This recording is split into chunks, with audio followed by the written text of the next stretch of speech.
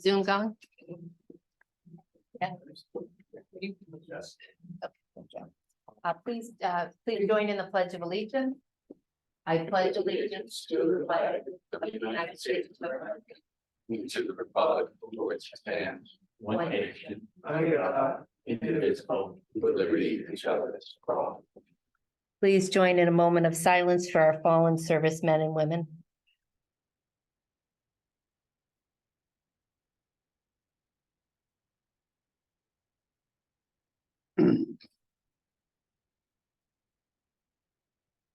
Thank you.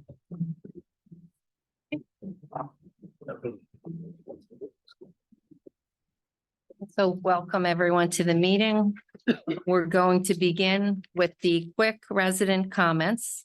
And this is intended for residents who are unable to stay for the whole meeting, but would like to say something quickly, and then we'll have to leave.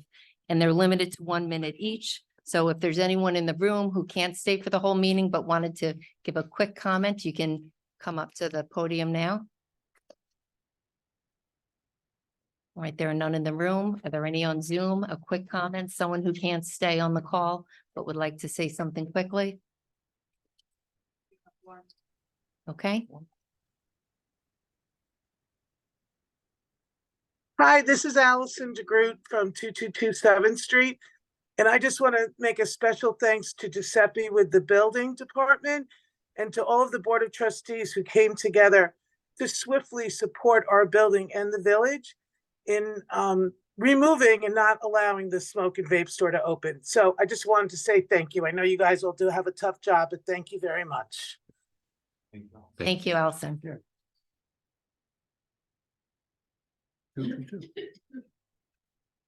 I didn't hear you. What did you say, Laura? I didn't hear you. I can't hear you yet. All right, so Mike Sullivan is out of the country and unable to join us tonight. All right, so we'll go on to the comments. Actually, comments by department heads, beginning with Mr. Baroni. Good evening, Mayor, Board of Trustees. I will be covering 10 items on the agenda this evening. I'd like to direct your attention to number 10 on the Public Works.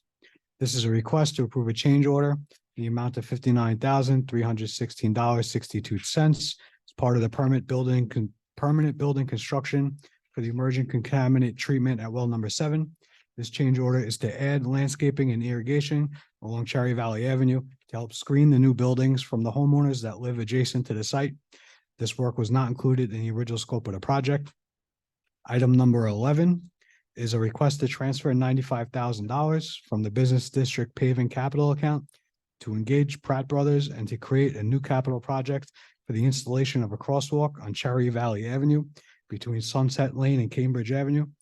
The design includes a raised center median and pedestrian activated rectangular rapid flashing beacon system with advanced warning lights.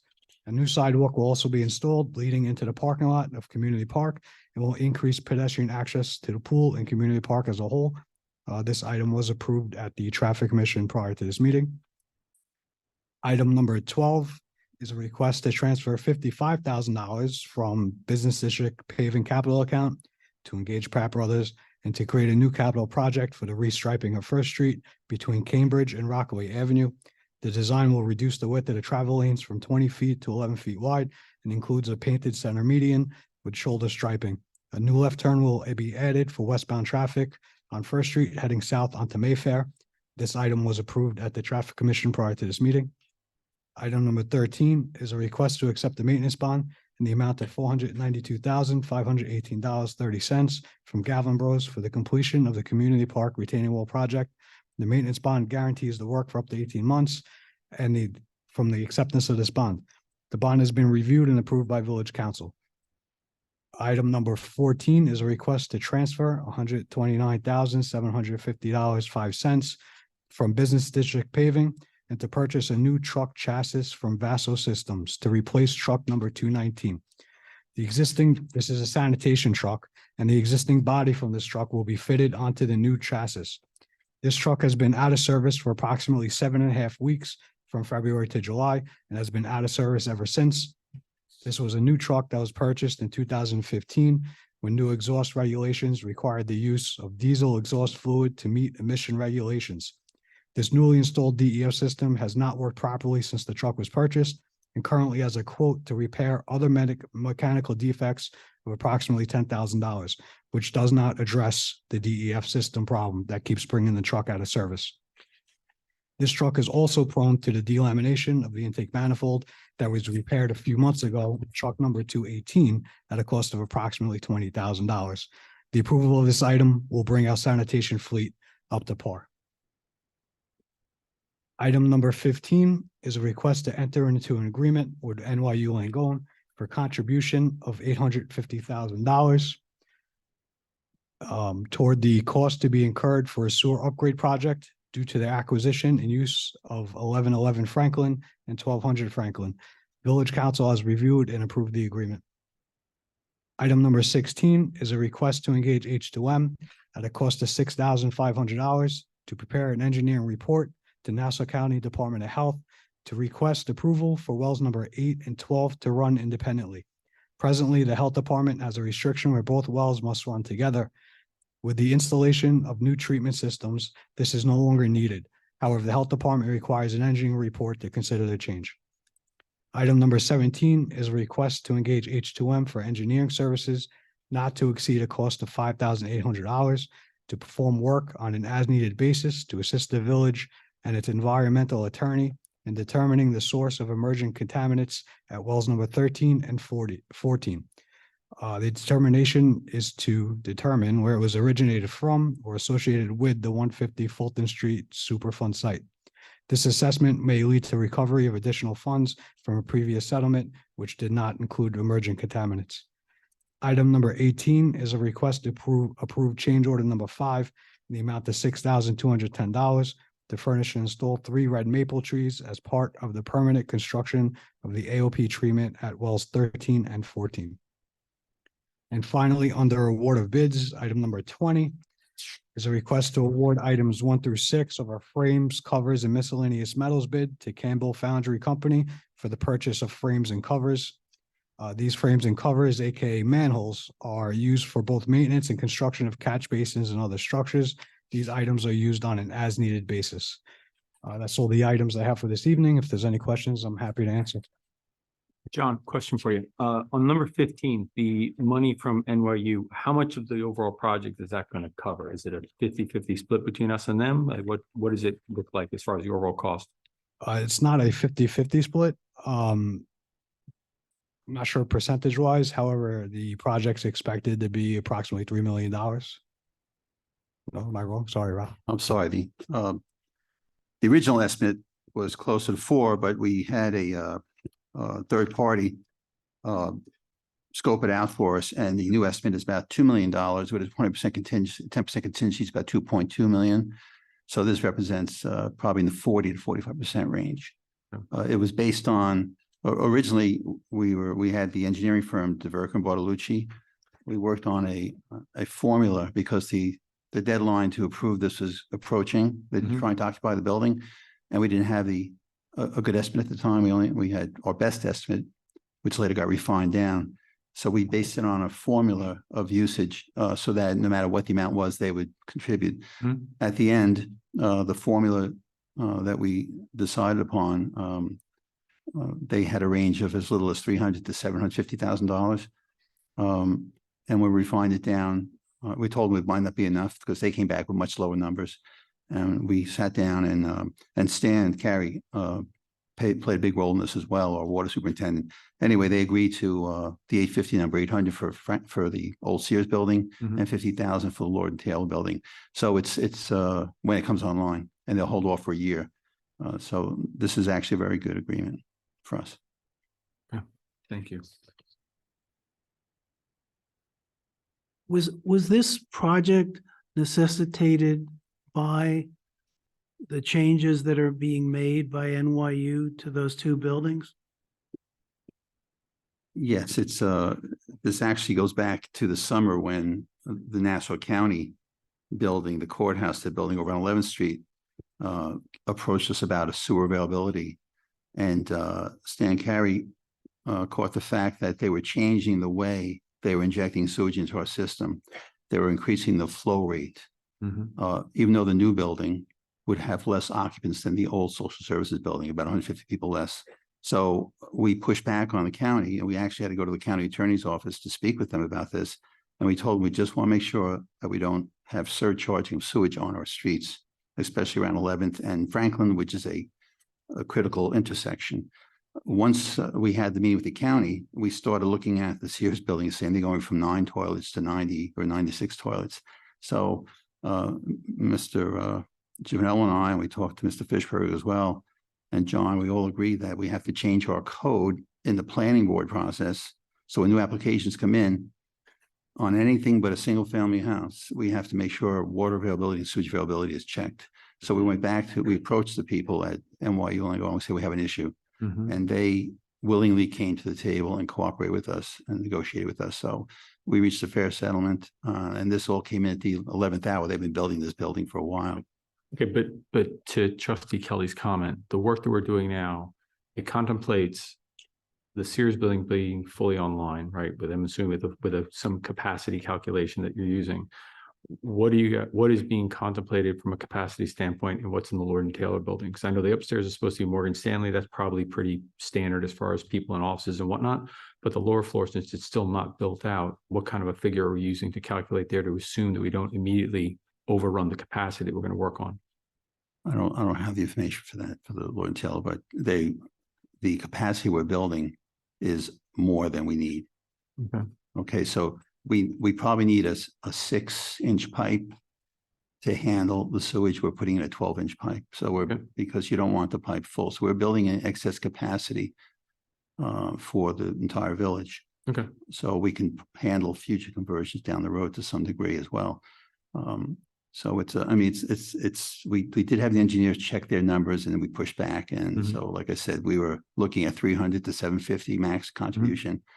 The 850 is a nice number, especially since the price came down to almost half of what we thought it would be. Oh, no, look, I like the fact pattern of where we're going. My only question is just that, once the court building is online, once Sears is online, and once the Lord and Taylor building is online, should make sure that the capacity is enough Yeah. to handle all of it. The Lord and Taylor building is de minimis compared to the Sears building. That's a 10-fold increase. So we think the reason why they're contributing is because of the formula we derived. It's fine.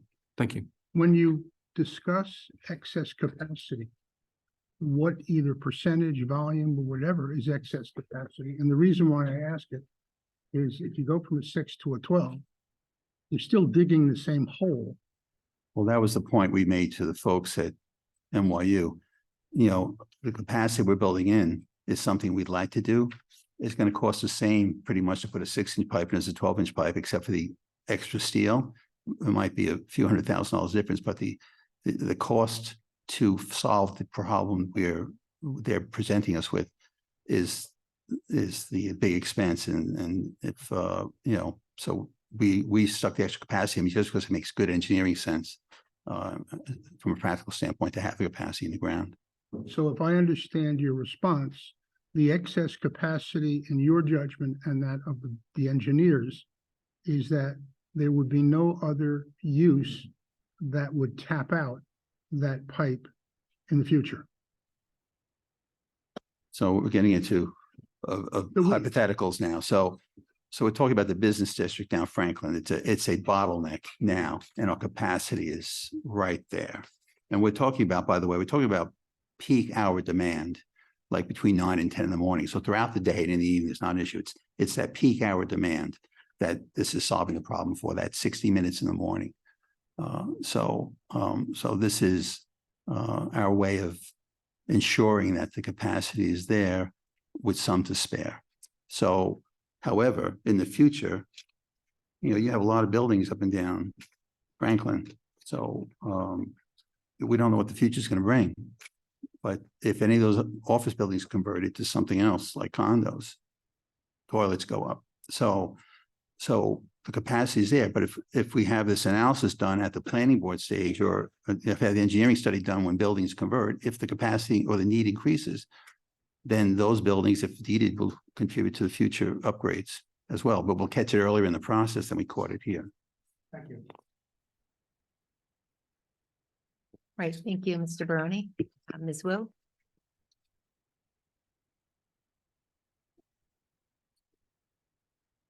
You need one that works? Thank you. Good evening. Tonight on the agenda, there's one item under finance. These are tax settlements. Board authorization is requested to approve these settlements as recommended by Village Council. There are 6 settlements and 1 discontinued case. And that's all the items. Thank you. You're welcome. All right, thank you, Ms. Wu. Mr. Giovanelli. Good evening, Mayor, Board of Trustees. The building department does not have anything on the agenda this evening, but I'd be more than happy to answer any questions the board may have. Thank you. Just give the update when you can on the building, and we'll leave it at that. Will do. Do we have any report from Recreation this evening? Yes, Mayor. For Recreation, the board authorization is requested for the village to execute an agreement with Adelphi University for the use of their indoor pool for our Learn to Swim program. This program begins on December 2nd. It concludes on February 24th. The 4,000 use rental fee has been waived. There is, however, a reimbursement cost of $1,200 for Adelphi staffing costs. Funds are available in the recreation budget. Approximately 150 children participate in this program. Village Council has approved this agreement as to form. In addition, Mr. Blake asked me to mention that the Recreation Department will be having a soft opening of their renovated mini golf course. It will be open this Saturday at 10 a.m. until dark for the next 3 weekends. Residents are invited to play at no charge. The Recreation Department will be holding a grand reopening ceremony in early spring. Excellent news that we have the mini golf back. Okay. Excuse me, Ms. Mayor, I think that news is also on the website. Yes, and the 3 weekends, hopefully we'll have some warm weather and people can get out and do some mini golfing. The leaf pickup, and actually I was gonna ask, I guess we can post something. We've been sharing when the leaf trucks go around to the different neighborhoods. The questions come up like, where's the schedule? Can we plan ahead? I recall from the past that we're unable to because we don't know when the leaves are falling, but I just wanted to confirm that as far as whether people can look in the ahead and tell when the trucks will be in their neighborhood. You have the information. We've started leaf pickup full swing approximately a week ago. We work our way from the west towards the east. It's very hard to give a time frame because it depends on the number of leaves, but we do provide updates once we start a new section. Okay. So I guess, do you have a schedule? So the question was, I want to plan ahead. I want to know when to get my leaves out there. Can you tell, do you have a particular order or that changes? It changes. We just go from west to east sequentially. And it's hard to give a number because of the number of leaves that we have to pick up, the number of times they have to go dump the leaves. It's really dependent on how much leaves are out on the block. It is determined on how fast we can go. We do make about 3 rounds though through the village. Okay, thank you. Anyone else? Mayor, I did miss another item, recreation, award of bids number 19, the annual tree planting recreation. Board authorization is requested to reject the low bid of Louis Barbado Landscaping Inc. due to failure to perform on past contracts. Board authorization is instead requested to approve the award of a bid for fall tree planting to Northport Tree Corporation. Second lowest bidder at a cost of $96,815. Thank you. All right, Commissioner Jackson. Thank you, Mayor. I have one item, number 7, gun range refurbishment project. It's a capital project. This is a request to engage Action Target at a cost of $12,500 to provide professional services to design the refurbishment of the gun range. Action Target is on GMA contract and will be used for the final build out of the gun range. This initial cost for design will be credited towards the final build out of the project. Once the design is completed, we may have to bid out other portions of the project leading up to the final build out that Action Target will not complete, such as electrical and demolition work.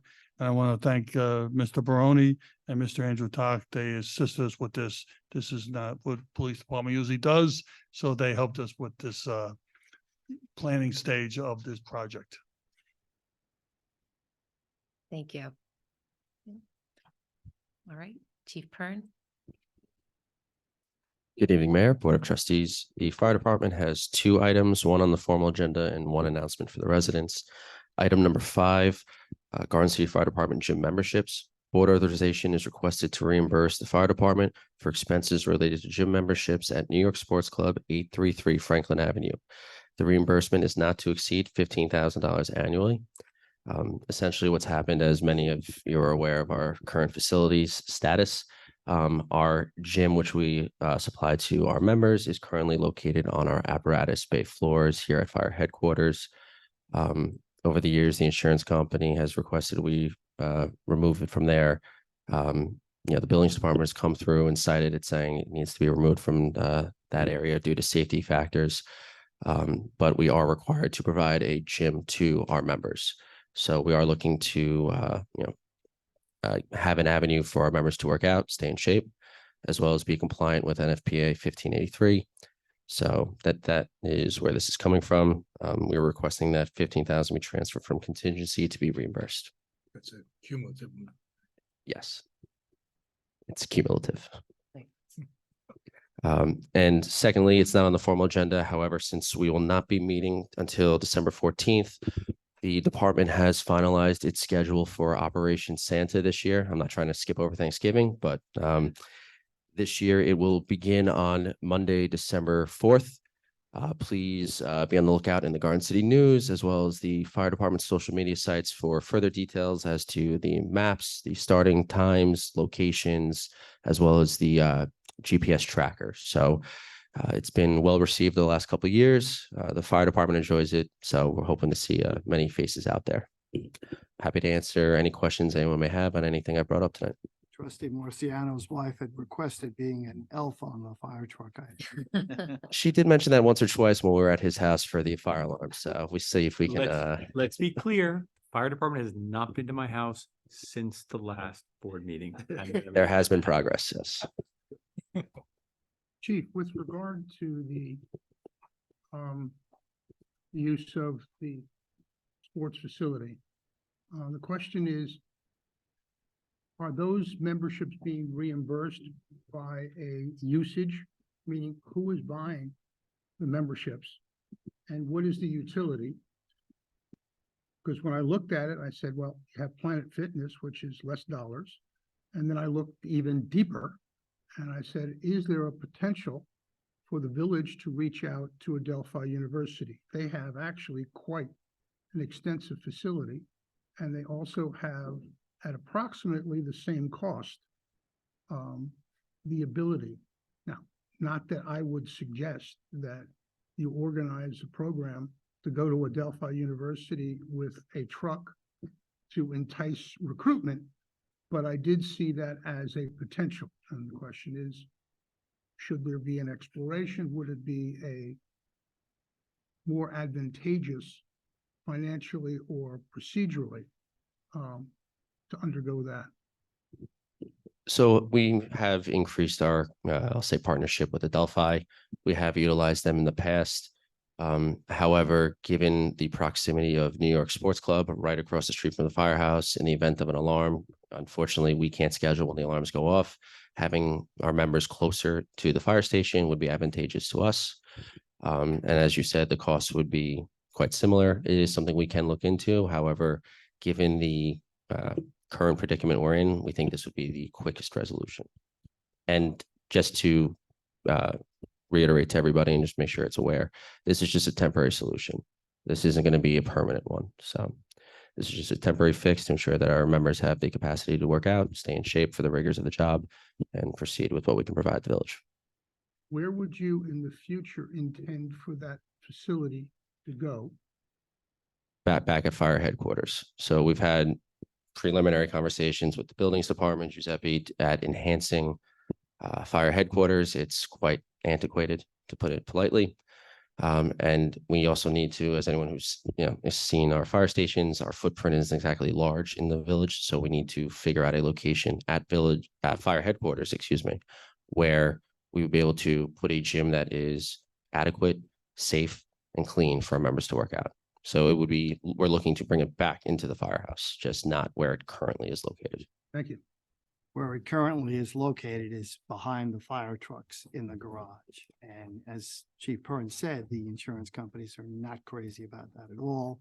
The loss control people are not. So doing something like this is, I believe, a good temporary fix until we figure out a long-term or hopefully short-term solution to get a gym in the central firehouse. And it is a requirement for our firefighters to be kept in good shape. 1583, which is kind of a national, if I'm not mistaken. It's our national guidelines. It's what we look to follow. I'm not gonna sit here and lie and say I enjoy working out, but it is part of the job. So yes, we do encourage our members to do it. We keep it open to all our members. So yeah, it is a vital piece of equipment that we utilize.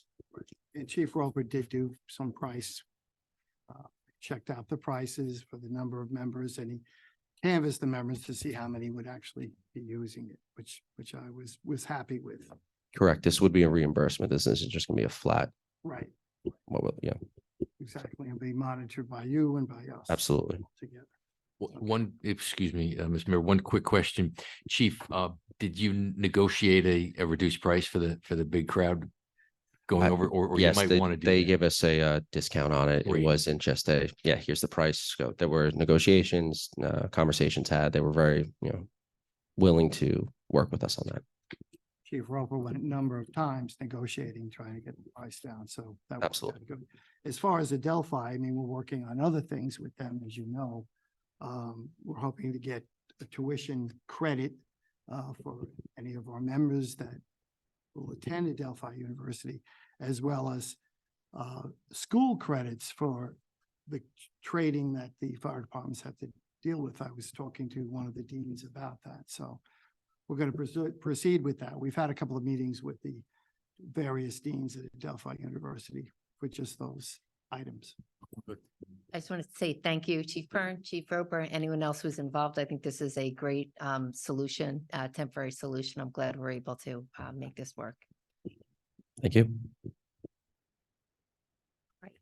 Thank you. Council? Yeah, thank you, Mayor. I have two comments on, two of the items on the agenda. On number 15, that last sentence should probably better read, Village Council has prepared the agreement, which has been executed by NYU Langone Health. They've actually executed it already. And just a comment on the tax surge settlements. In virtually every case where there's a tax surge settlement, there has previously been a settlement with the county. And the county comes in and sets negotiates with the petitioner's attorney, sets a value for the building that's the subject of tax surge proceeding. And I'm happy to say that in every case, the village settlement produces a value that's in excess of what the county has valued the building at, so that we're keeping our values higher. And the petitioners often look for what they call a county conversion. They take the county settlement and they try to convert it to the village assessment and try to establish a refund and a new assessment doing that. In every case, we come out better than the county conversion, both in terms of the settlement, the dollar amount of the settlement, and the resulting assessed value. Just wanted to note that. Counselor, have you historically looked at the number of certiorari proceedings and have they gone down? Because back in ancient history, because it was then, when I was my first round of trustees, there was a significant overvaluation of the commercial properties. And then over time, the certiorari proceedings, I'm not saying they diminished a little, but they should be if the valuation of the commercial properties was more in line with their actual valuation? I think we've seen a reduction in the number of proceedings and also a reduction in the amount of the refunds. But it also is somewhat cyclical because what happens is after you settle a case, there's a 3-year moratorium. And a lot of these cases seem to be on a similar cycle. So for instance, in the coming year, we seem to, looks like we're going to have more cases than we experienced, say, this year or last year. Again, it's somewhat cyclical. Does that mean that we should put some money in the piggy bank for the future settlements? What we do every year is Irene asks us to give an estimate of the potential settlements for the cases that are coming up for the ensuing fiscal year. And we do that usually at the beginning, before the budget procedure. We give that kind of settlement and get that kind of an estimate of the settlements that we could plan for that year. Now, these are mostly, if not solely, for the commercial matters. What about if that is occurring? I mean, I do see at least one ad a day from Maidenbaum. Well, we actually don't do the SCAR petitions, the small claims. Mr. Tom Donato does that. Mr. Maidenbaum is very active in SCAR petitions.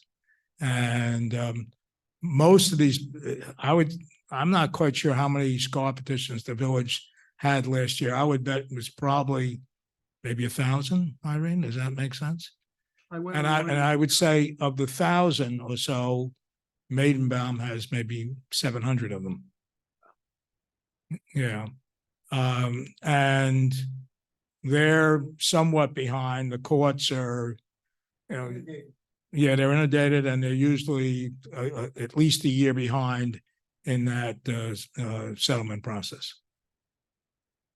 But the there's a big issue with Maidenbaum in terms of what he believes, what's called the residential assessment ratio. He believes the state promulgated ratio is inaccurate. We've had many cases. I know there've been some in Garden City. My firm actually represents a couple other municipalities which has the same issues. And for the most part, the SCAR petitions have been coming in favorable to the villages and favorable to the use of the ORPS ratio rather than the Maidenbaum ratio. But there are several cases that have been appealed by Maidenbaum. And those appeals are still pending? Yes, yes. Well, we've had several Article 78 petitions. I would say of the ones I've seen, not just in Garden City, but some of the other municipalities that we represent, probably 80% of the Article 78 proceedings that we've seen have been favorable to the municipality, and Maidenbaum has filed appeals on those decisions. Thank you. Okay. Thank you, Mr. Fishberg. Mr. Swazi. Good evening, Mayor, Board of Trustees, members of the public. Mayor, I have 3 items this evening, items number 4, 6, and 9. I'm going to start with 6 and 9 and then go to 4, since that might take a little longer. Item number 6 is placed on the calendar by our Human Resources Department. It is contractual step adjustments and longevity and bonus payments. These are salary step increases provided for in the collective bargaining agreements of our 3 bargaining units, which includes the CSEA rank and file, the CSEA supervisors, and the Police Benevolent Association.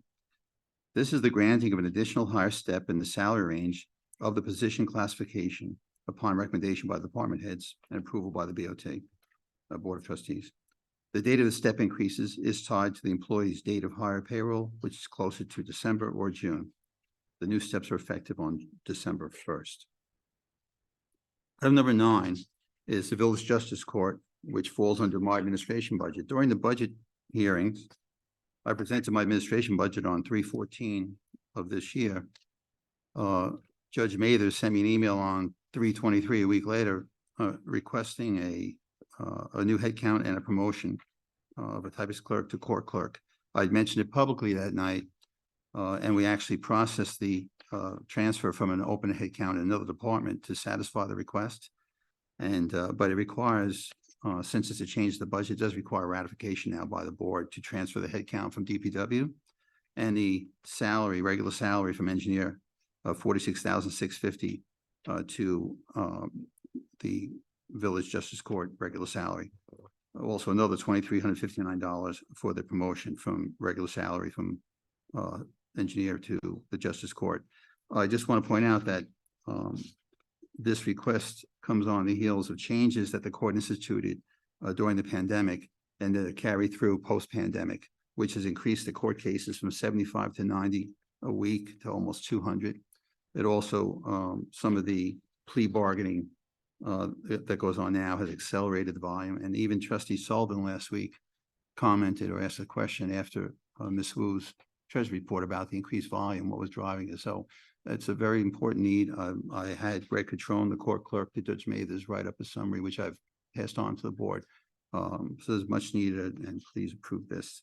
The last item is the St. Paul stained glass windows.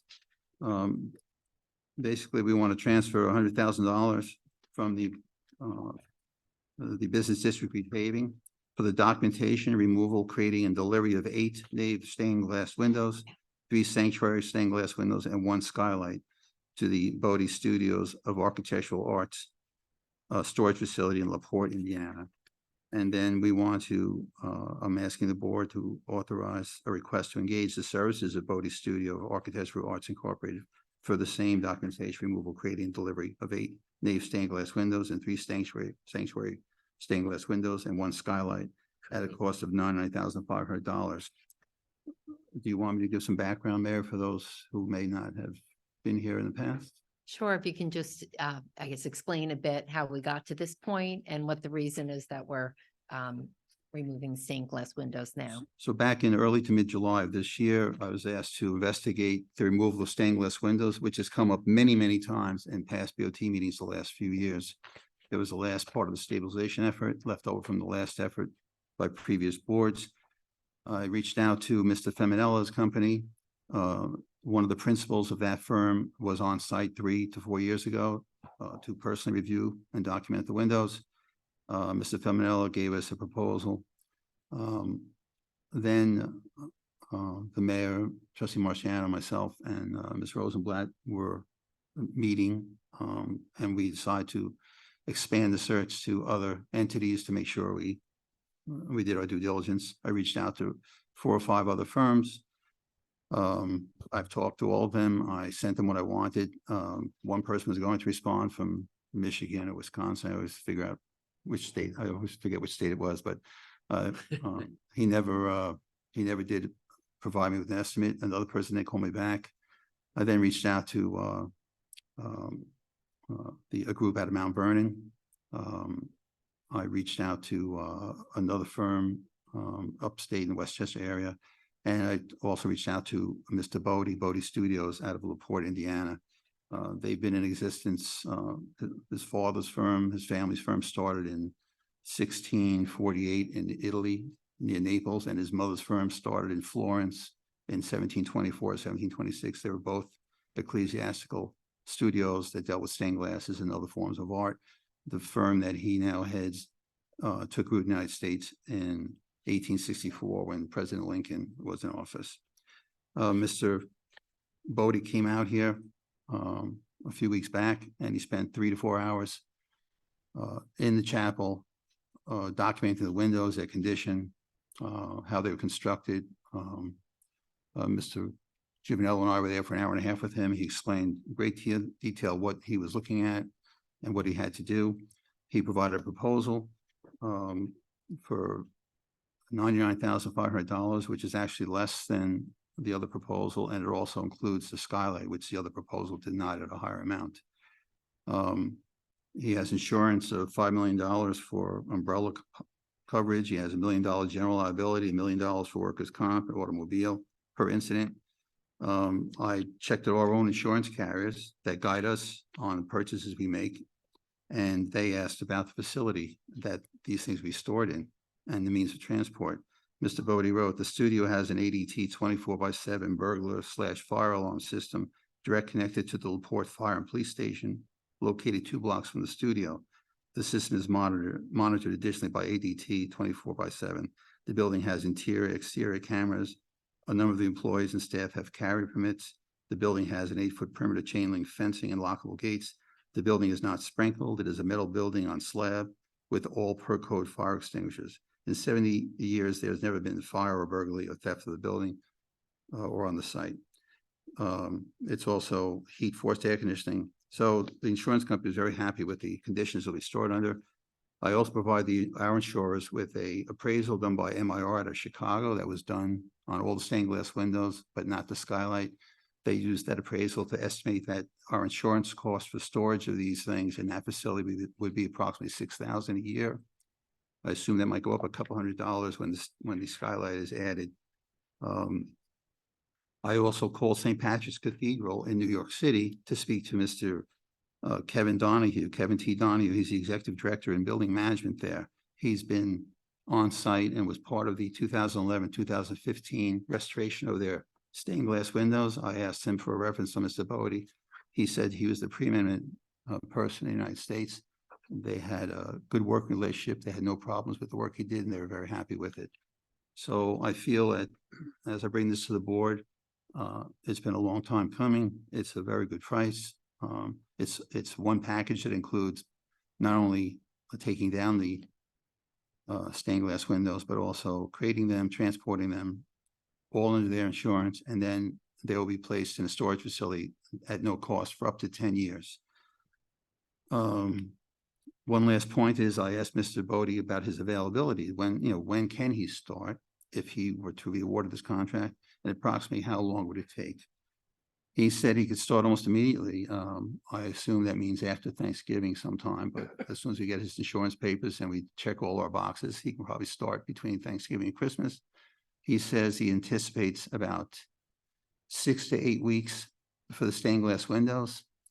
And that's based on how fragile or how, he doesn't know a word he used, but how tenacious they are. But he said it could be faster. He also said the skylight would be an additional 2 weeks. So overall, looking at a couple of months here, once he mobilizes. Any questions, be happy to answer them. Thank you for all the work on this. Anyone have That's any good. questions? I have a number of questions. Yes, sir. Starting off with, the contract, at least in the packet that was provided to me, only had the A101 contract and did not have the A201 contract, which is a requirement for construction contracts. What I did not see was the approval by village council, who said that he reviewed it and it was fine. What I did not see in any of the documentation was a hold harmless and indemnification that would run to the village, depending on what it is, the nature of the work being done. For instance, since this all is height related, if there is any injury to any worker, it would certainly come within labor law section 240, 241.6, and possibly 200. For those of you that do or do not know, 240 is a strict strict liability standard. Therefore, any injury that would be occasioned on the site would then go back to the owner unless there is sufficient contractual indemnifications, those of which I did not see, at least in this document.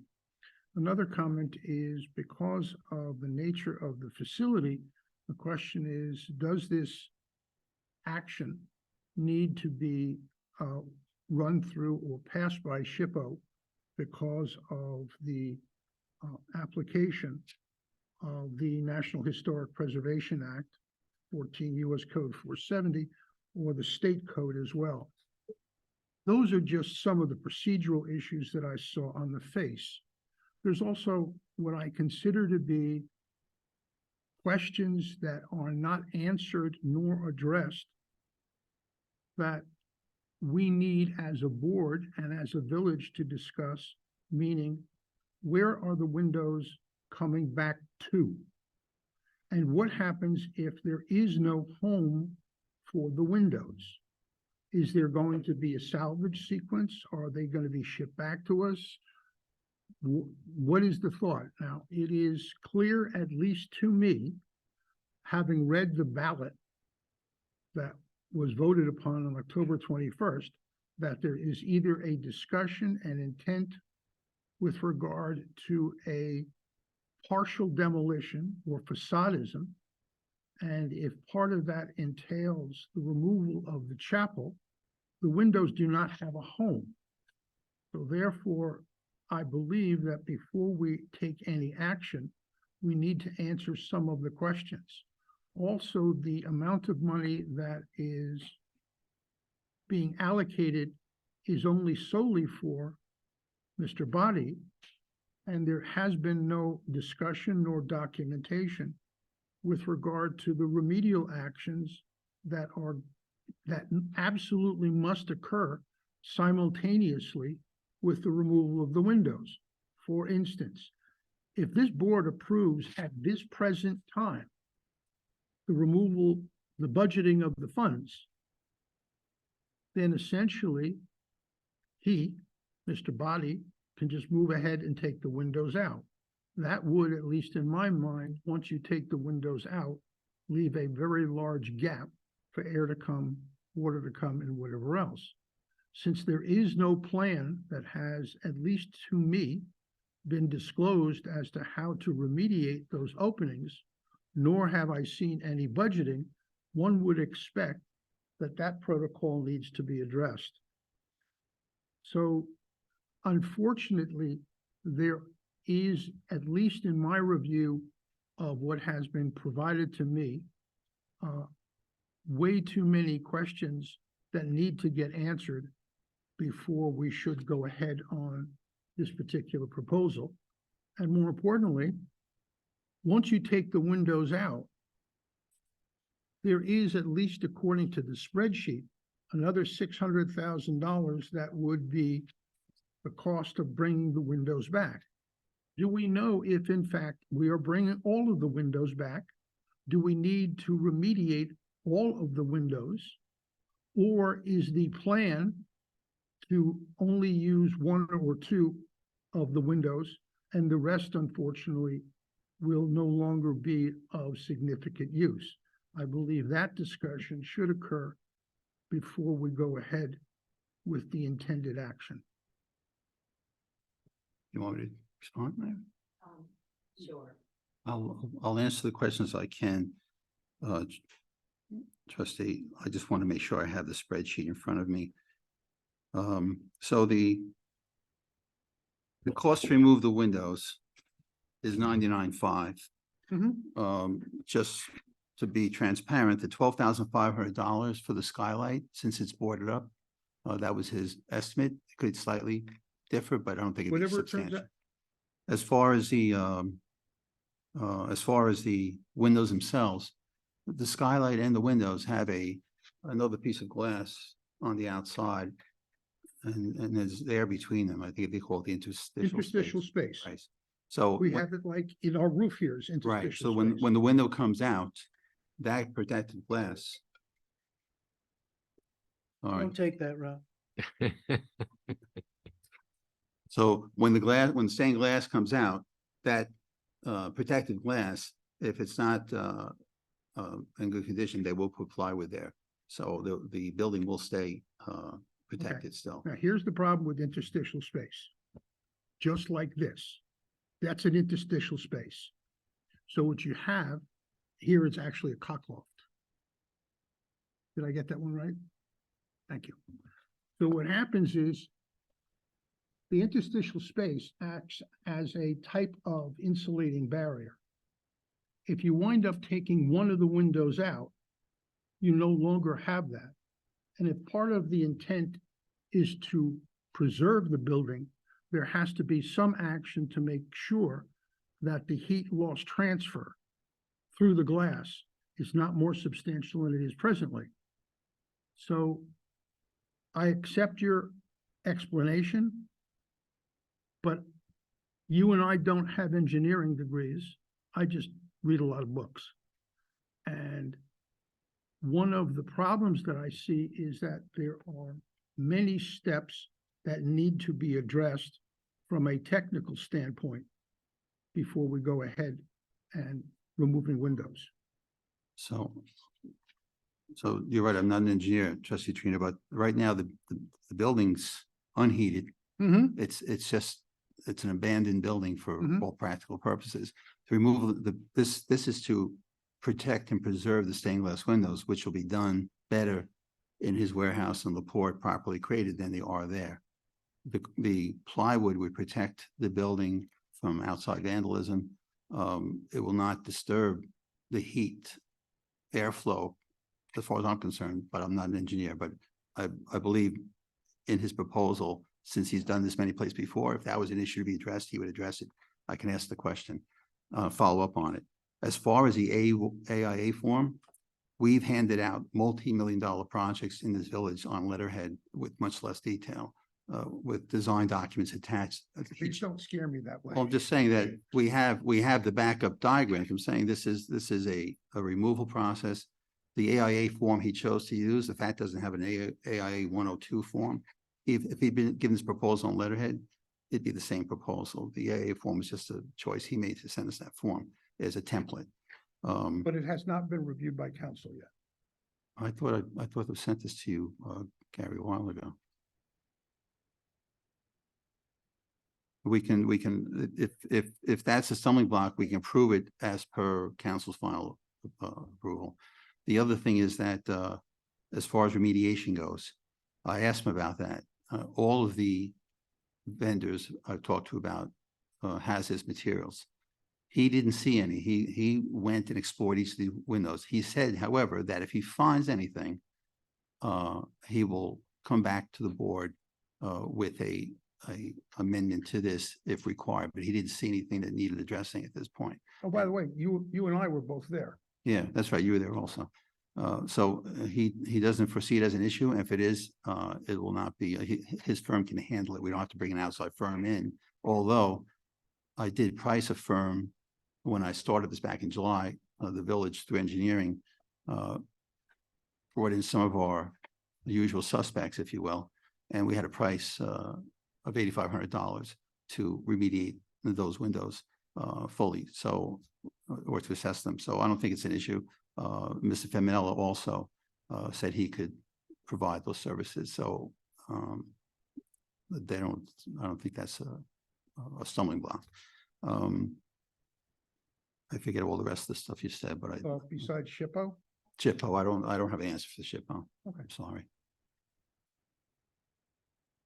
But if this is on the National Register of Historic Places, and we need that going forward, if we're going to be eventually working on this building, whether it's adaptive reuse or some sort of facadism, could we basically be held in non-compliant by taking out these windows without checking all the historical, whatever type of legal regulatory things we need to do? Every expert we've spoken to has suggested we take them out now. And the one thing, I mean, with all due respect, I think we should listen to the renowned experts on stained glass windows rather than the attorney on the board who has quite a bit to say about the windows. What struck me, we're responsible, as the trustees here, and they are deteriorating where they are. They should be removed. That's been the recommendation.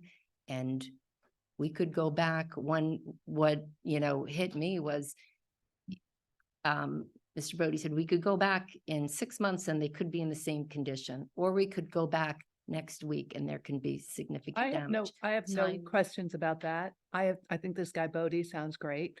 My concern just is, if this is on the National Register of Historic Places, are we doing the proper protocol? I mean, should we be filing something ahead of time? Could that limit us eventually? Say we choose what we're going to do and we need to apply for grants and we can get some grants. If we haven't complied with SHPO, does that hurt us? This, even to put them back in a restored building, this is the procedure that's recommended. So they are being removed to be restored. Right, but So- have we looked into SHPO? Have we looked into what is required for National Historic for places that are on the National Historic Well- Registry? well, Have we done that? Given that he removed windows from St. Patrick's and took them to Indiana, Yeah. we but can ask his that's- opinion. They didn't remove them, they did them there. No, No, he removed that's some not of true. them. That's When we met with him, false he removed information them. that's repeatedly been said. This gentleman took windows from St. Patrick's Cathedral, brought them to the shop where he'll be working on our windows and returned them. And it's really getting tiresome the way, I'm not sure who's putting out the misinformation, but it's just that. And we're having this conversation up here on something that I think is really important to the village. And it's something, So I did Excuse not. me, I just have one quick comment. It is absolutely clear that Bodie is the right man, and it is absolutely clear, Ralph, that you have done excellent work in getting us to where we are today. However, I think what issue trumps everything that's been discussed is that the contracts have not been reviewed by Gary, and our liabilities, if Trustee Torino is correct, they have not been vetted properly. So I think it behooves us to remove this from the calendar, to consider it on the 14th of December. I hate to lose the 4 weeks because of the weather. If we were in the middle of the summer, there wouldn't be a problem. But I don't think it is prudent for us to move forward until Cullen and Dykeman has reviewed the contracts and has made us very comfortable with potential liabilities. I was a lawyer for many years. Personal liability was not under my umbrella. So that would be my view.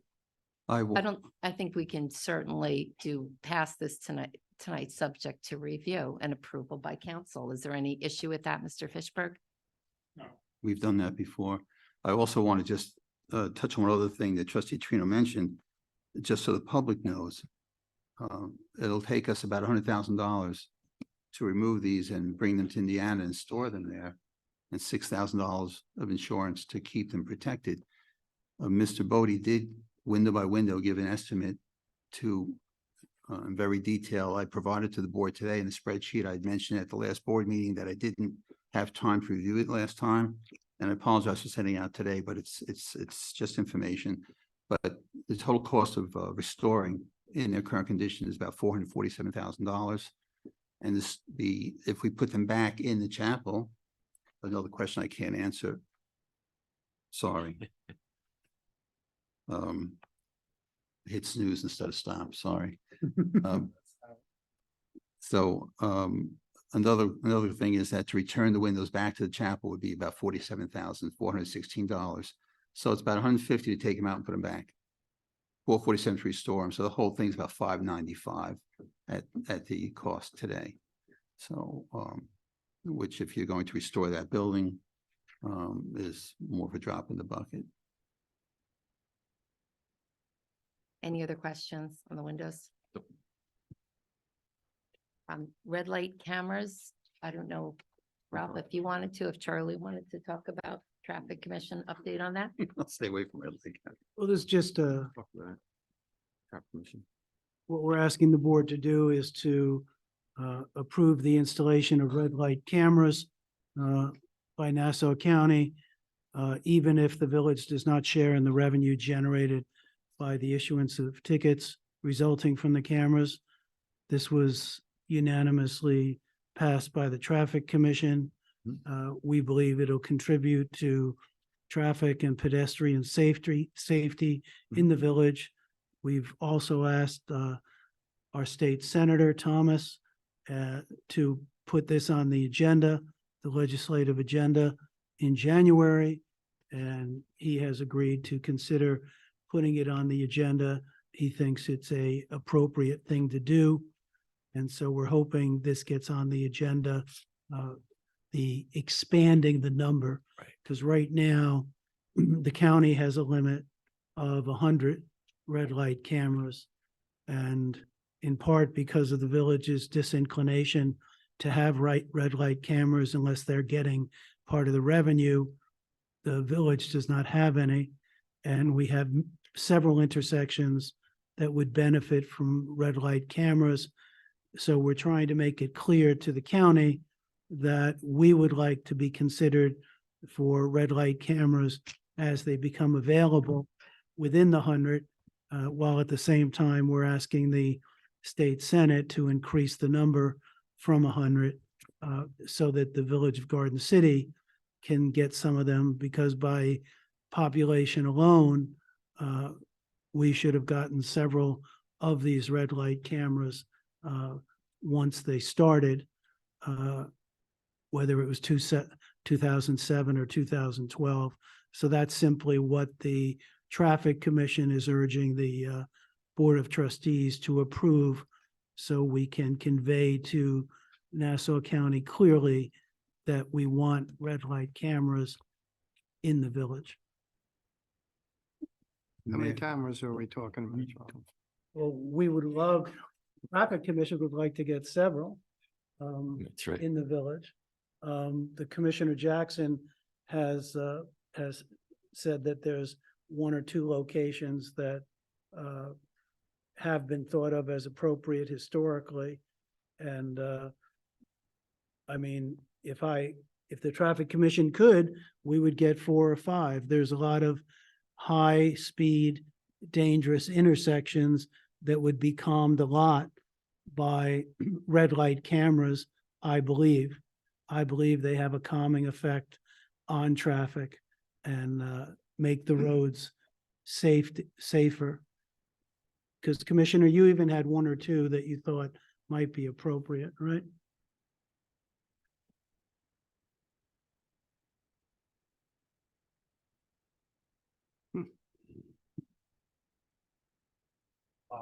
Don't break it. Sorry. In 2007, I believe the 50 were not in village areas, but had their own jurisdiction or their own court. In 2012, they looked to expand. And I believe the areas they were looking at, I don't remember all of them. I remember Clinton and Stewart, I believe Washington and Stewart, and Franklin and Stewart. Those were 3 locations I believe that they were looking at. And maybe also at the Old Country Road intersections, because right now, I think one of them, they have it westbound and southbound, but not northbound and eastbound, because it's our jurisdiction. So there are some areas, I remember the mayor a couple of years ago tried to get it at New Hyde Park Road. We were in favor as a Traffic Commission, and they told us at that time they didn't have enough. They had 100 and they wanted to keep them there. But so we have tried in the last couple of years to make a move for red light cameras. I believe it's a good idea. Just to let you know, though, they will go by a formula. They'll use a formula of accidents and other, maybe speed stuff. So we may be at a point where we want it at a certain location, it may not meet their formula. But we're pretty sure what we're gonna get, I'm sure like that Clinton and Stewart will probably still be on their radar as well as other locations. So I think it's a good thing. And it's now become more generally accepted. So I think it'll be a win-win, like you said, and lowering accidents and changing behavior. Thank you. Mayor, can I make 2 more comments, please? Sure. The first one is, I'd like to just specifically for the newspapers, I want to correct my statement. When I said we gave out multi-million-dollar contracts, we don't require the AIA template format. So I don't want, we always have the details of the give out. We don't require that format. That just happened to be something he sent. The other thing is that the fountain on the corner of Franklin and Stewart is back, the new fountain. And I really want to thank John Baroni and his engineer. He signed the project, Andrew Tuck, because the contractor happens to be very good. He's the one that did the fire department monument brickwork and the brickwork going to the gazebo on the village green. And we had high confidence in him, and he once again came through with a very nice, aesthetically pleasing job. I think there's just one little adjustment they have to make, but it was tested and it's working, and it's a little landscaping, and we're going to shut it down immediately for the winter and open it up in the spring. But thank you, John. Thank you. And I want to thank the Traffic Commission and Commissioner Jackson for all of the work you've done on pedestrian safety in the village. And And trustee Kelly. yes, he's the Traffic Commission, the chair of the Traffic Commission. If you So- if you leave Marciano and Finneran out, they're gonna walk out. So it's, your efforts have been extraordinary and they mean a lot to all of us. And the crosswalk is looking great on 7th Street. So Yeah, thank you. Superintendent Baroni did a great job on Thank that. you, Superintendent Browning. All right. We'll move to the formal agenda. Right. I'm sorry, before you do, Ms. Mayor, just a quick comment. Just under the trustees' comments, I'm sure everyone is aware, but just to highlight the fact that approximately a week ago, the Hofstra University Article 78 proceeding had a resounding win in court, and it has resulted, as you probably all know, in the judge vacating actions by the Planning Commission, actions by the Nassau legislature, and also the actual contract that was signed by the president of the Sands, as well as Executive Blakeman. As we all know, that's not the end of the story, but it does give us a little bit of hope that proper procedure will have to be undertaken. We'll have another shot here. Admittedly, the vote in the legislature was 17-1 in favor of the transfer, but it was quite a remarkable win, I think, and a decision, even if you're not a lawyer type, it was very well done.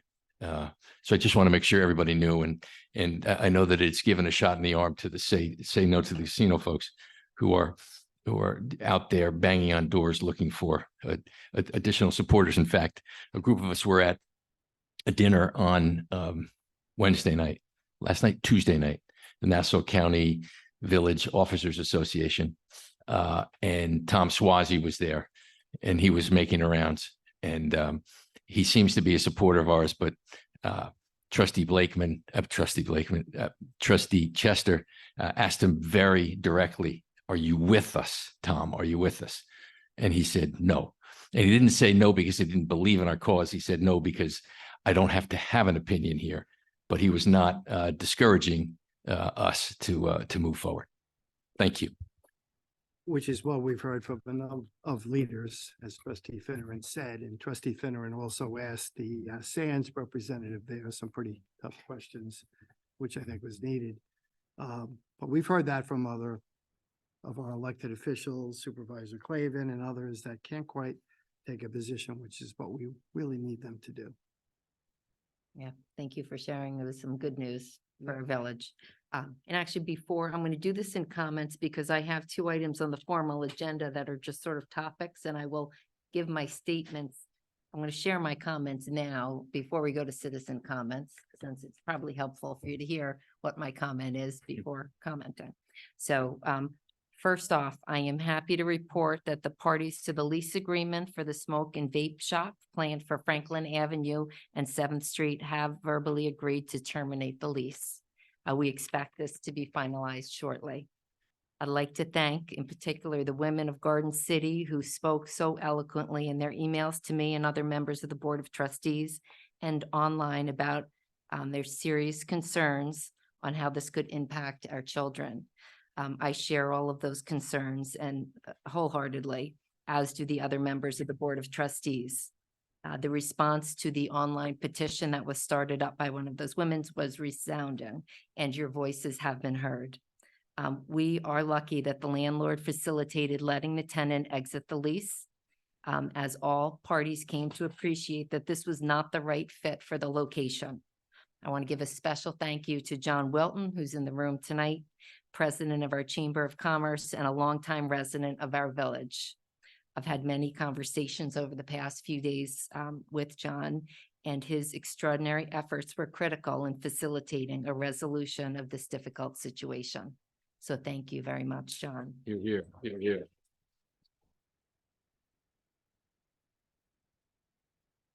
in the midst of all this, some questions were raised. Had the Board of Trustees ever approved this? How could they?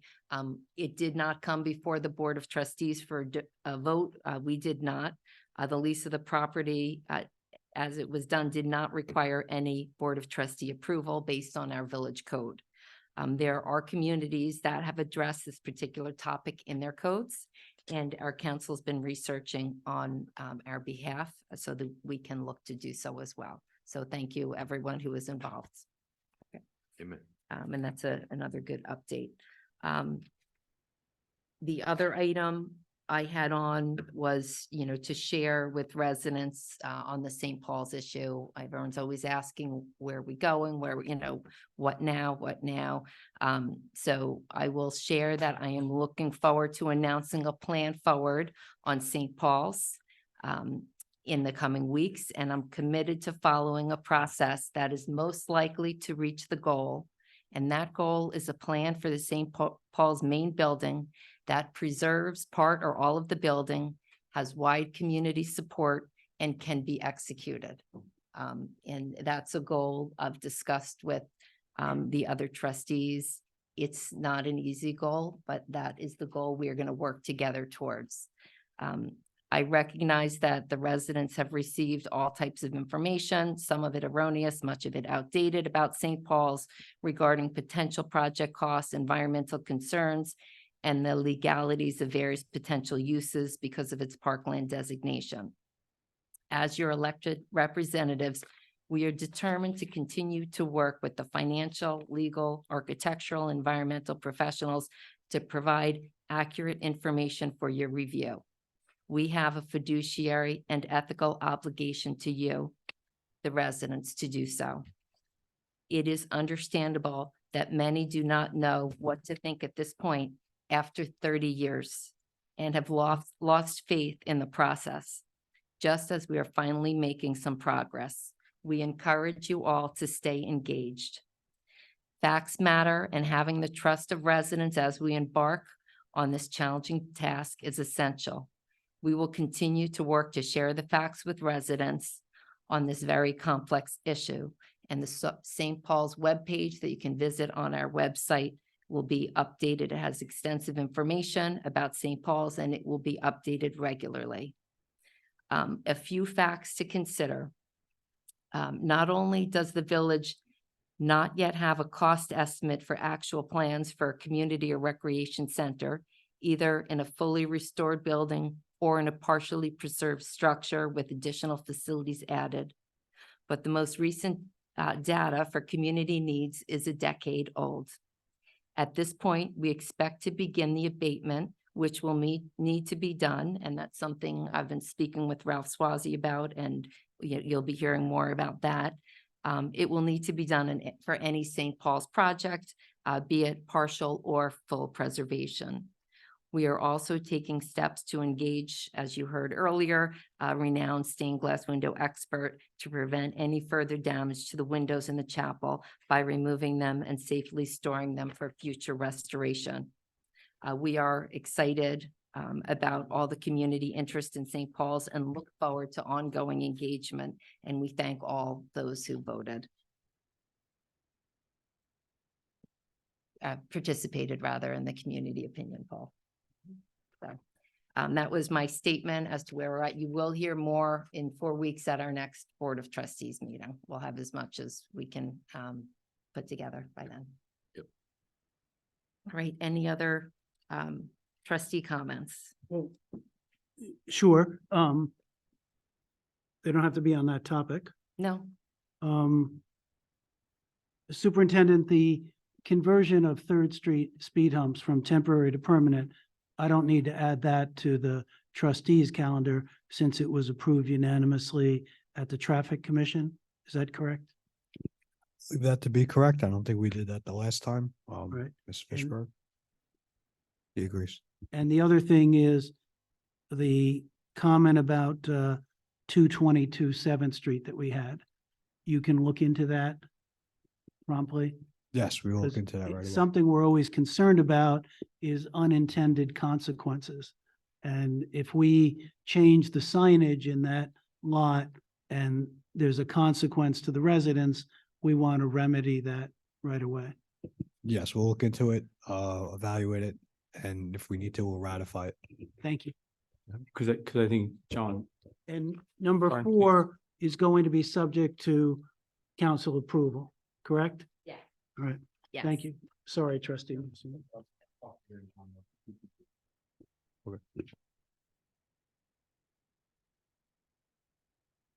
Any other trustee comments? Thank you to the police department for all the great work they've done since the last meeting. They've had a lot of difficult and challenging incidents, and the department has handled all of them so well. So thank you very much, Commissioner. Yes. Thank you. All right, we'll move on now to citizen comments on agenda items. Anyone in the room have citizen comments on agenda items? We are going to have that 4-minute rule, so just be cognizant of the time. Come on up.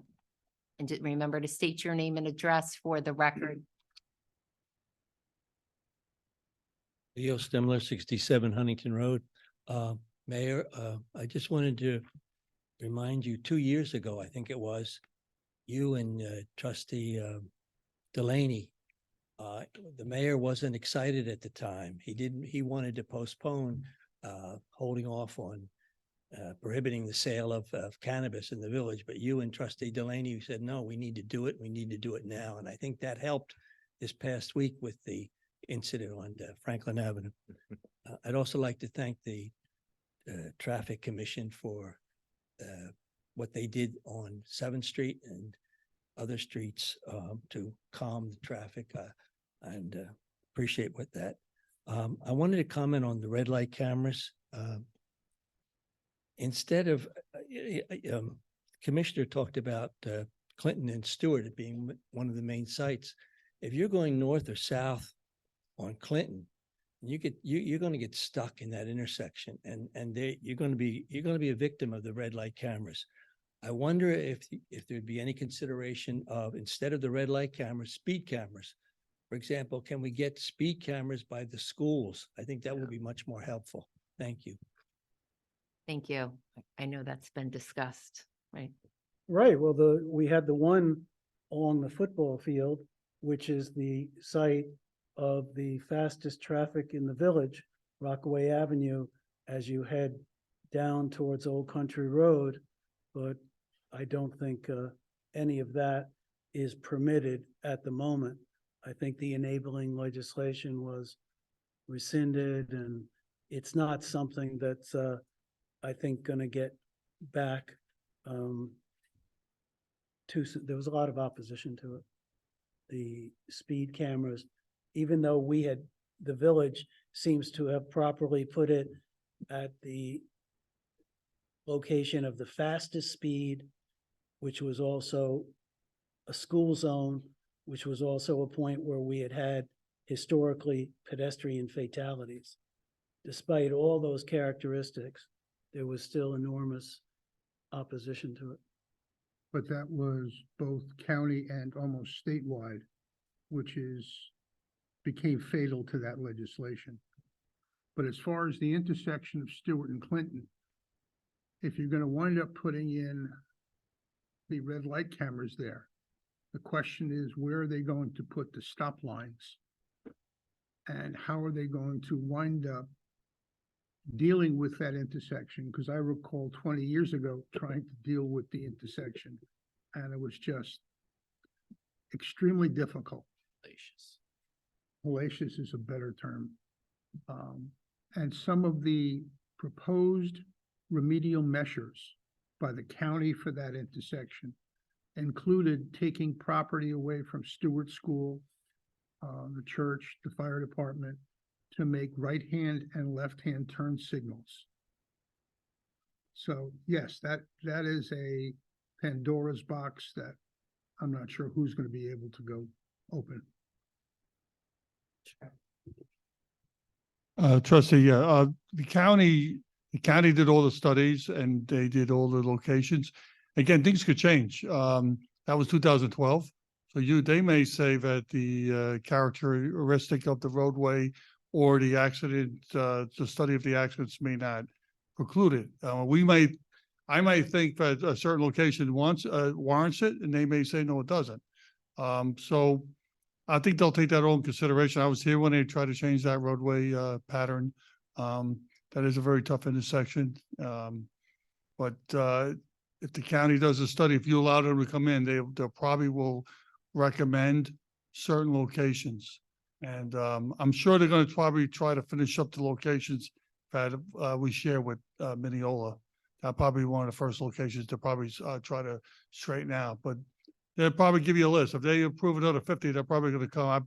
I believe you'll see at least 3 or 4, maybe more locations in Garden City that would be candidate in their eyes. Thank you.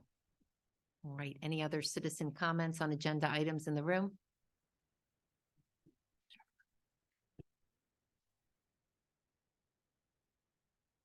George Salem.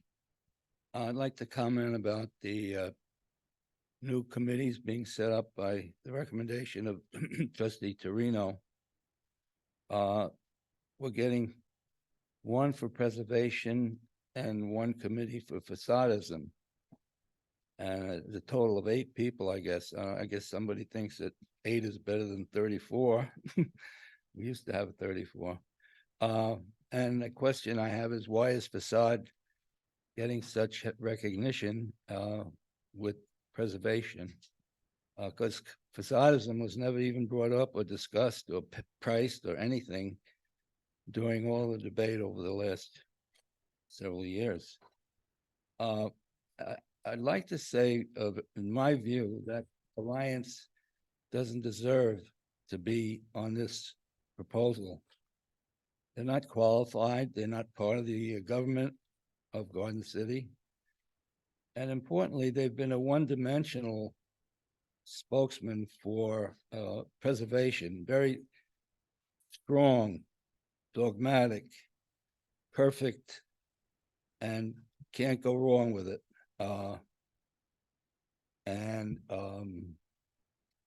It just doesn't deserve it. They spew out exaggerated, inaccurate information, undocumented things. They just claim things. And they have espoused a very controversial financial plan to create a conservancy without spelling out clearly how such a complicated plan would be understood by people who are basically laymen. And this conservancy is very complicated. It's got legal issues. It's got the contributions of outside people. And basically the question is whether it's legal to have a conservancy as part of the plan to save St. Paul's. In the recent past, Village Council Fishburg has clearly stated that conservancy violates state law and can only proceed unless alienation takes place. Those of you that aren't familiar, alienation is a procedure where you can have the state legislature approve an application to get rid of the legal barrier. Thus, I guess my question is, how can today's proposals take place when in fact there's a legal barrier standing in its way? And it would be a waste of everybody's time if we proceeded without getting the state approval, and then it'd be a waste of everybody's time if we got turned down a year or 2 down the road. Thank So you. that's my comment. Would All right. Mr. Fishberg be able to comment on this? Actually, one thing I tried to make it clear, and maybe it was confusing. This is trustee Torino's proposal. It is not on the consent calendar. And my statement, and I don't know how clear it was, is not to take this path at this time. What path? This dividing into 2 groups, and Oh. I No, feel we're voting on that tonight. We're not. So this is not on the consent calendar, and one kind of point I'm trying to, I'd like to, Can I articulate it? no, let me finish with what I'm saying, and then I'll let you talk about your proposal. But what I was trying to, we need to work, it's the board up here who's working together. And in order to have success in this issue, the last thing I want is within the people who supported some form of preservation, that's 60%. The last thing we need is to have teams split up, fighting with each other. We need to have open minds and fresh eyes on this and work collaboratively and not make this a battle within that 60%. So there are other, you'll hear more in December, but the board is looking and discussing details on how we're going to move this forward with experts. And that's not consistent with this proposal. And I'll let Trustee Torino speak to his ideas on it. Mr. Salem, Yes, that's me. let me explain to you the motivation of why I put this proposal forward. And that is because nothing had occurred since April with regard to the facadism that had been advanced and made its way onto the ballot in October. As you and I discussed, there were two proposals that were voted upon. Proposal 1 for preservation, that's what it said, and proposal 2 for demolition. And at the last election, proposal 1 had more votes.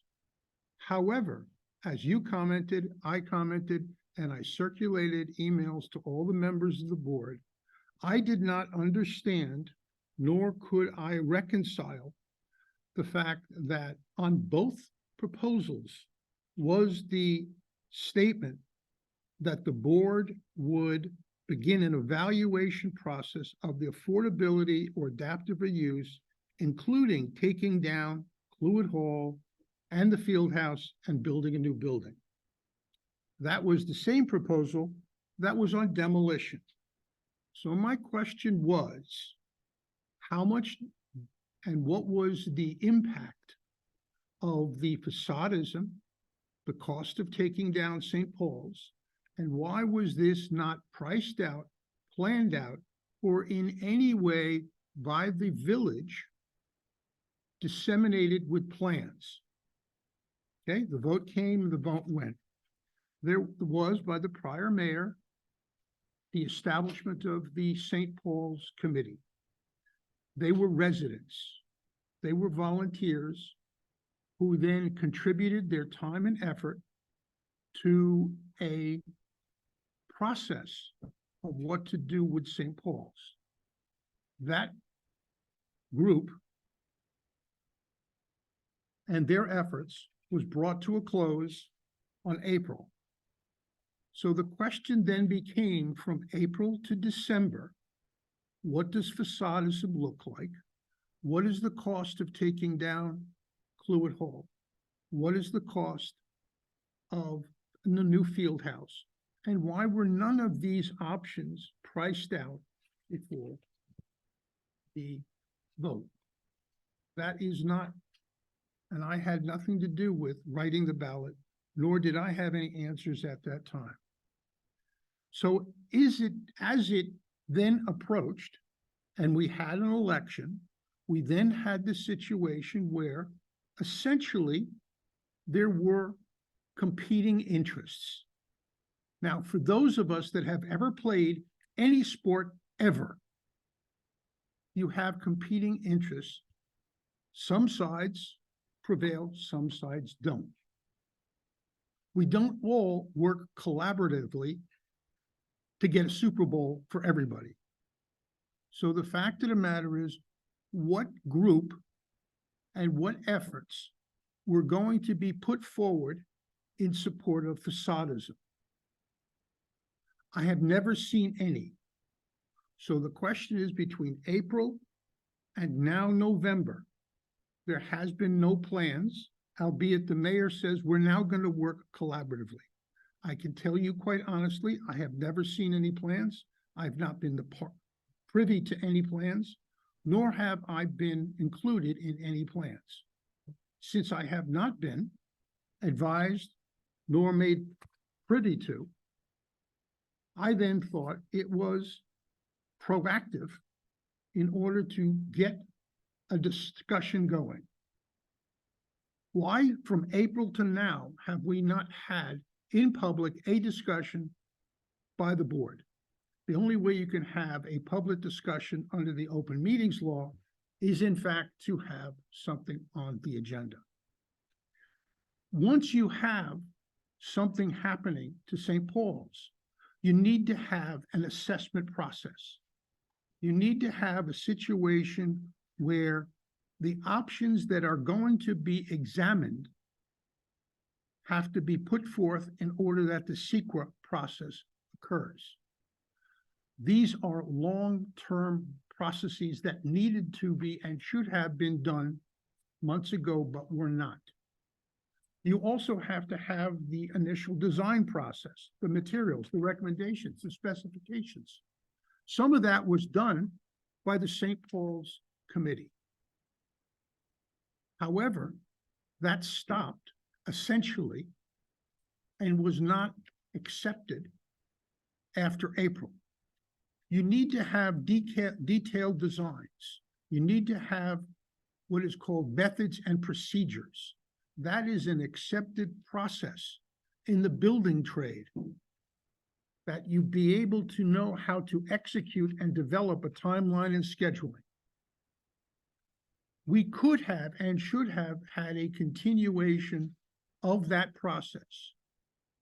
Those that were in favor of facadism should have, like the St. Paul's Committee, raised your hand, put pen to paper, put together diagrams, put together processes. That did not occur. Accordingly, you need to have a process for a construction and execution. But none of that occurred. So then, because nothing did occur, I put an agenda item on the prior board meeting. The mayor decided that what you now see was untimely. I now put it on. And then you have the mayor saying, well, we're going to do something in the future. Okay. So the fact of the matter is we are now here. And yes, is it a competitive process between two groups? Absolutely. Do we live in a society in which every sport we ever play is competitive? It is. So if those individuals who want to move forward on facadism, stand up. Give us, the village, the residents, what your plan and vision is. That I have. Really doesn't deserve to be an equal player in the game, in my opinion. Guess what? Hey, The minor whoever league wants to, team, so to speak, playing it. whoever wants to put forth a proposal that is in the best interest, and I can tell you quite candidly, I am in favor of whatever proposal is in the best interest of the village. I am not in favor of sitting around and doing nothing. Thus the reason why I put it on the calendar. Hopefully, you now know my motivation. Do I have any impression that it will be voted in favor of? No. But at least it prompts a discussion. Thank you, Mr. Salem. Thank you. All right, just, I would like to clarify the idea of a facade versus adaptive reuse, there being these two options, like those are the two options. We had those two options presented on the ballot because as when I became mayor, we had a hastily finalized report from Westerman Construction. And that's all that had been priced. And at that point, we didn't have plans for pricing anything else. So we went forward with what we had from the former St. Paul's Committee. They had gotten pricing on adaptive reuse. And they had asked for pricing on a facade plan that seemed to have been a misunderstanding. And it was actually a facade plan that I had never heard any resident in the village supporting. The initial facade plan was like a movie set, and it was going to stand on its own for us to look at for eternity. You know, there was nothing going to be built behind it. And I don't know, I did try to find out actually from the St. Paul's Committee, the rationale between the things that were asked for. I tried to find out why we never got pricing for the plans that we had so prominently displayed at many meetings here. I wanted to know that. I was the new mayor. I couldn't find out that information from the committee. And I never found out either. And I spoke with people who had been on the committee who are serving with me now, who I am speaking with a lot. And I really think we're on the same page. We have the same goal and we can work well together, but they also couldn't get answers to these questions. So why to lock into those two options? Those options were used on the ballot to give an idea to residents of the type of costs that we were considering. And we needed to know, understanding these are the kinds of costs, are you still in favor? Can we keep working towards saving? Do you want us to try and save part or all of this building? Because until we had that community opinion poll, we did not know. And there were many people in the village saying, everyone wants to most people want to demolish it. What are you doing? Tear the thing down. So by going forward with the information we have, which I will agree, it was imperfect information. It was information that came out of the request that was made to Westerman Construction. It's what they were asked for. They gave us that. It's not what I would have asked for, or probably most of us up here would have asked for, but it's what we had. It did give us an opportunity to give residents ideas on real costs, ideas on how it would impact your taxes, and find out if they supported moving forward to try and save part or all of the building. And we're here today with that support. And I think that's something that we have a challenge in front of us that I think we're excited to work towards. And we're going to work together on that. And I know Ed and I have spoke a lot. Michelle and I have spoke a lot. They were both on the committee. And I think we all have the same goal, which is what I tried to state at the very beginning, coming to a plan. And we're not limiting ourselves to facade or adaptive reuse of the entire building. There are many different options that we have, are starting to hear about, and we will learn more about. And the needs assessment, I think we all agree, is something that needs to be done. No project of this scope can be done without a needs assessment, without real market research. It's a huge project. And I think in order to have community support, what we're working on now and talking about are the steps we have to go through in the process, so that at the end of the day, we can deliver a project that can be executed. And to the team point, if you just think about the numbers, if you have 60% of the residents and you think you're going to split them into two teams and they're going to battle it out like the Super Bowl, nobody wins. Because guess what? You're probably going to lose more than 10%, and you're going to end up with a project that's never going to have community support that we won't be able to execute. So I think as a village, and I'm working on the board, and I hope you join us in this effort, we have to come together. And I hope we can set an example, and the residents as well. It's not a time to knock other people's ideas, to be, stubborn. We need to be open-minded and work together and see if we can, against all odds, get a project that can be executed St. Paul's. And I think if we can do that, it's amazing. And Ms. Mayor, if I just have the mic for a second, I think we could talk ad nauseum about the events that occurred in 2022 as it relates to the committee, to ideas that were shared, to the hard work that the committee did, to the schematics that Will Elise and team developed. It is undoubtedly a fact that facadism became a very significant part of the discussion, I think midway at least through 2022. And at some point in the fall of, I'm going to give you the Reader's Digest version here. In the fall of 2022, the trustees, the board decided to fund Mr. Westerman's work.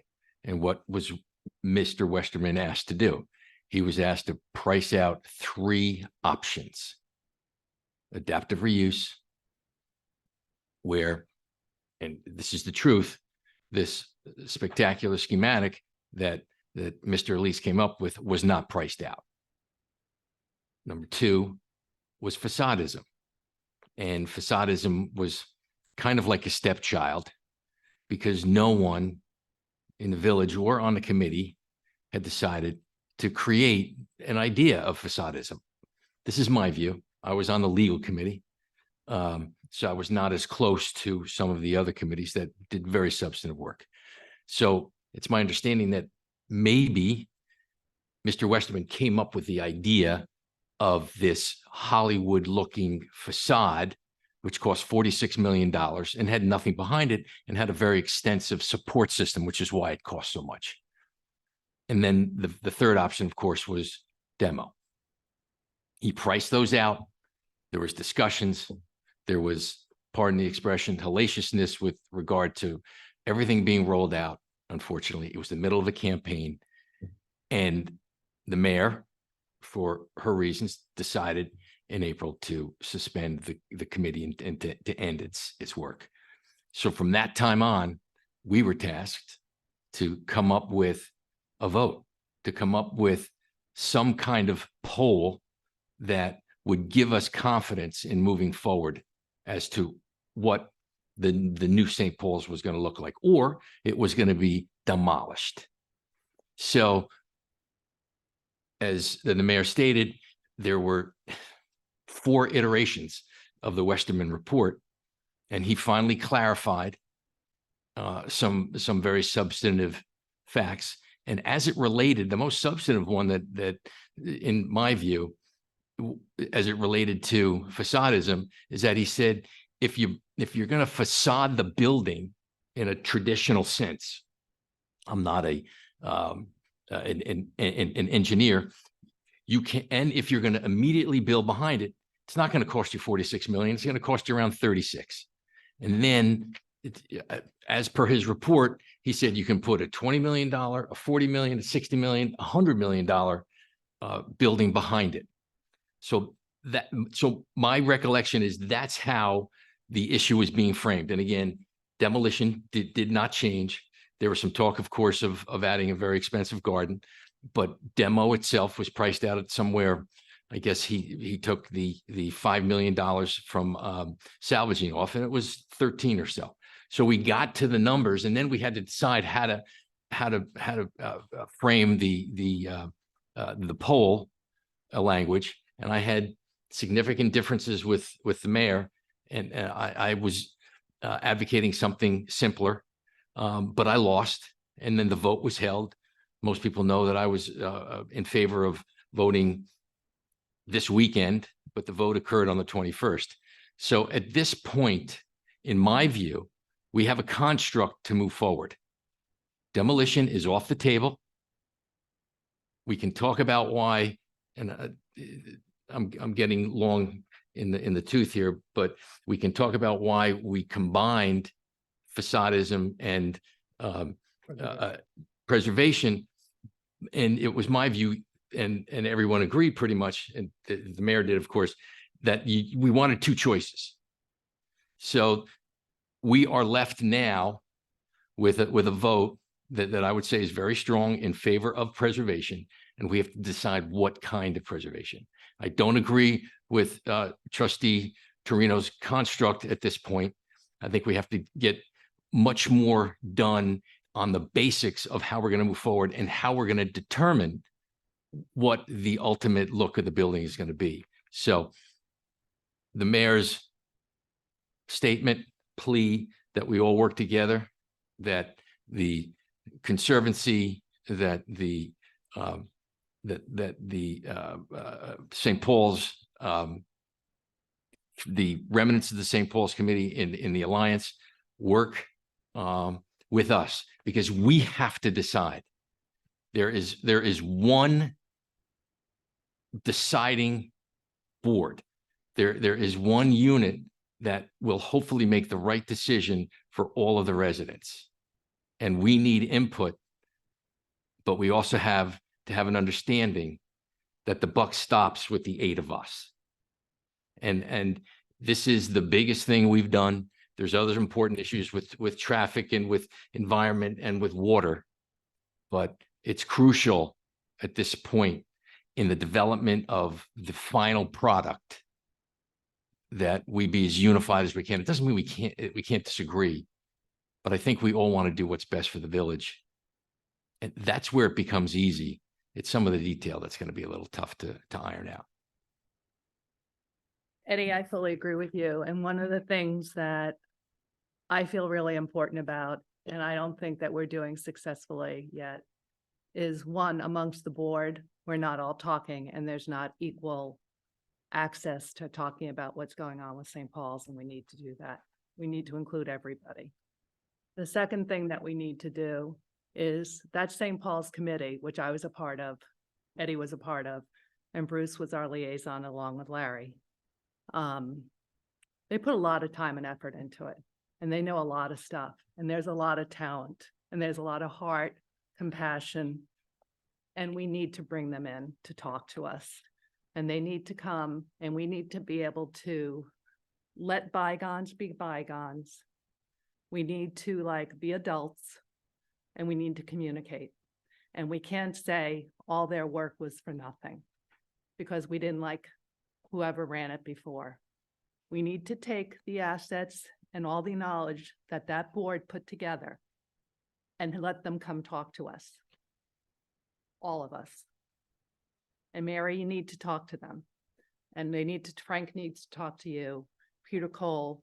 We need to make peace. We need to be adults, and we need to move forward. And I feel very strongly about this. I am very open-minded. I have brought in some people that I think are really make a lot of sense for us to be talking to as a community. But we need to be adults. We need to be grown up. We need to stop the hatred, the bad feeling, the mistrust. It's got to stop on all parts. So, Michelle, I've enjoyed talking with you, and I do think we're communicating quite well and on St. Paul's. I will say my unity statement, I think, was clear, but I also want to be clear that we have duties as trustees, and they include being completely honest with residents. And we're talking about potentially the biggest capital project ever. And we can have zero tolerance for misinformation going out on this project. And I totally agree. I'm not asking anybody to serious lie, issue. but I'm not asking anybody to lie. well, no, I'm just saying we cannot have that anymore. We can't have. Okay, but I don't know what Alternate lies you're facts talking about, going in. but I think we need to grow up on this. Well, I think some of the statements in terms of, if the building, part of the building is down, that the fields would have to be closed, for a long period of time. When Westerman clearly said that's not the case, and that has gone out. Because I've talked to residents that thought that, oh my God, we're not gonna have soccer, we're not gonna have all the games. And that's just, and that came out. Yeah, that was terrible, that residents were misled on a health, environmental safety issue. And I think Westerman made it quite clear in his report that those claims were all unfounded. We can't be suggesting, exemptions for seniors, and, it's something we've spoken with council without vetting that. There has been rather widespread information shared that is misleading to residents, and that's got to stop. We have to work together, but that can't keep happening because this is too big, too important. And I we think have we- it to right. be here. And that's why I think we all need to sit down and I think if there's civil discussion and people basically talk about what are facts and get it out right. But I think we need to start working as a team. I really do. Yeah, I agree. Any other citizen comments on agenda items? Come up to the podium. Bill Cool, 69 Pine Street. One quick question, I guess, in terms of removing the skylight, what action is going to be taken after that is removed? Is it temporary repair or what's going to happen to protect the building? Do you mean to fill the opening where the skylight is? Yes. That would be Mr. Bodie through Mr. Swazi. So I guess wasn't clear earlier, but all the stained glass, the skylight and the vertical ones in the chapel all have a piece of glass in front of them that protect it from the outside elements. So the stained glass is on the inside, and then there's a space, interstitial space, and then there's a piece of glass that is what we see from the outside. So that glass will remain in place as long as it's waterproof and good condition. How do you remove the skylight if that's glass? It comes in from they're taking it from the inside, that we put scaffolding. So they'll take scaffolding down. Originally, I thought it was going to be taken from the outside as well, but it's from the inside. Right. My second point is I've worked on a lot. I'm a landscape architect, worked on a lot of historic sites, parks, buildings, et cetera. The option of ignoring SHPO is not an option. That's a state requirement to get approval from any federal building that's listed and state building that's listed on the National Register. That's a requirement. Just Thank you. Thank you. Thank you. Thanks, Bill.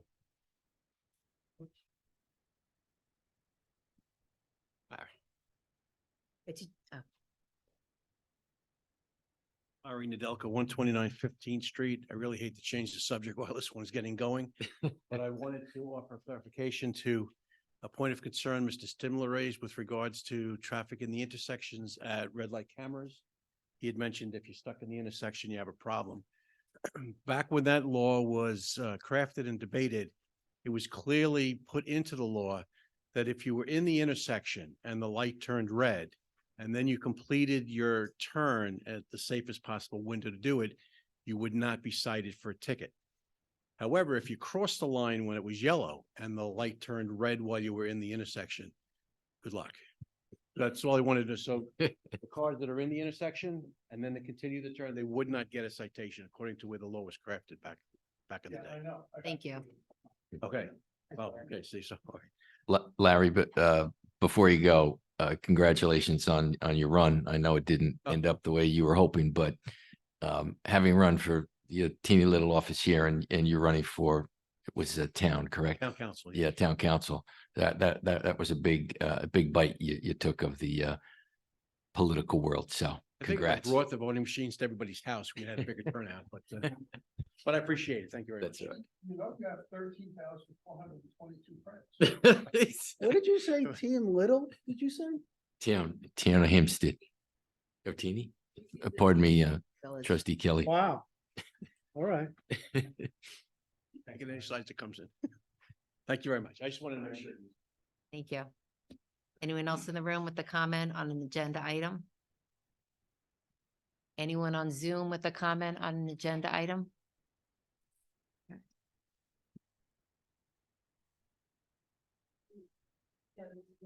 Okay.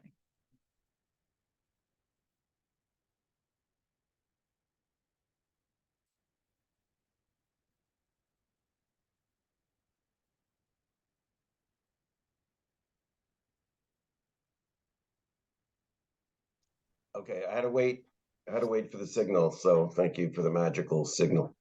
Appreciate it. Robert Vassalotti, 32 Brixton. Good evening, Mayor, Board, and Department heads. Certainly, I want to comment on the windows.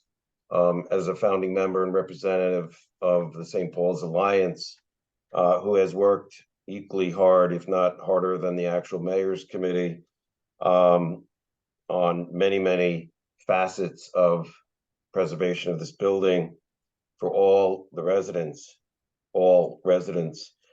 Just look at the website and examine the contents, and you'll understand the depth to which we've gone to make information readily and openly available, not exaggerated, not diminished in any way.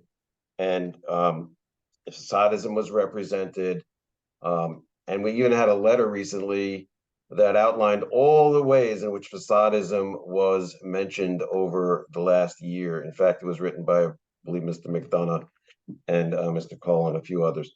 Facadism was not a hidden item. So while this is not a battle, it sounds like it a little bit tonight. And Mayor, I gotta say, I take a little offense when one of our board members, Mr. Torino, brings up his opinion about the windows, and you blurted out, listen to the experts, not an attorney or on a BOT who has a lot to say about windows. Well, you know, if I could stand corrected, or maybe perhaps you should stand corrected, you're an attorney as well with a lot to say about windows. No one's a window expert on that entire panel or in the room. So, I mean, to demean people about their wanting to speak about a subject, I mean, we can't have experts on every single thing the board's going to talk about. So that was a little upsetting. Okay, just to be clear, maybe you didn't hear, but I haven't been speaking about the windows. I've asked Ralph Swazi to share the professional information on the windows. I've not given any personal opinions or advice on the windows. And Robert, who we're quoting is Mr. Fadi, who is an expert on windows. Okay, can I finish Windows my at statement, St. please? Patrick's Cathedral, so Could that's, I finish my statement, please? okay, all right, well, I'm Everyone just jumps commenting on what in. you just said. Excuse me. Go- The mayor and many on the board have had a lot to say about the windows over the last few months, okay? So don't say we haven't said anything about the windows. We've all been saying things about the windows. Now, also, speaking of facts, I looked up an article that was written by the architects who repaired St. Patrick's, a building built at the same time, Murphy, Burnham, and Buttrick, and they actually wrote the article in 2016 in the Journal of American Institute of Architects.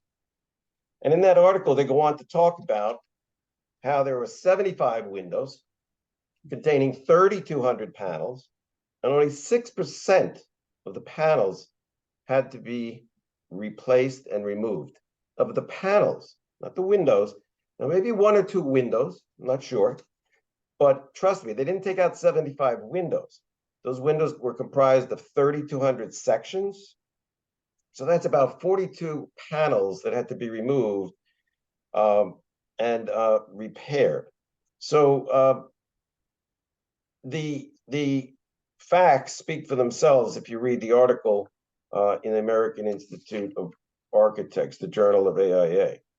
All I can say is I think we're spending a lot of time and effort to demolish part of the chapel, okay? And that's what you're really doing, okay?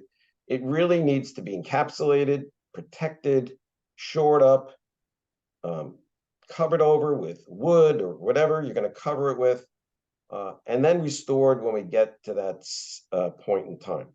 Also, we have to think about SHPO, as has been mentioned so many times. This is a historic landmark, and I think we're going way too fast on the removal of these windows.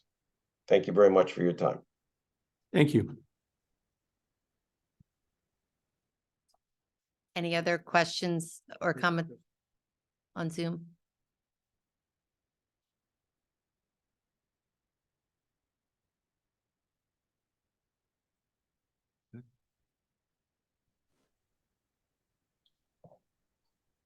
Hello, can you hear me?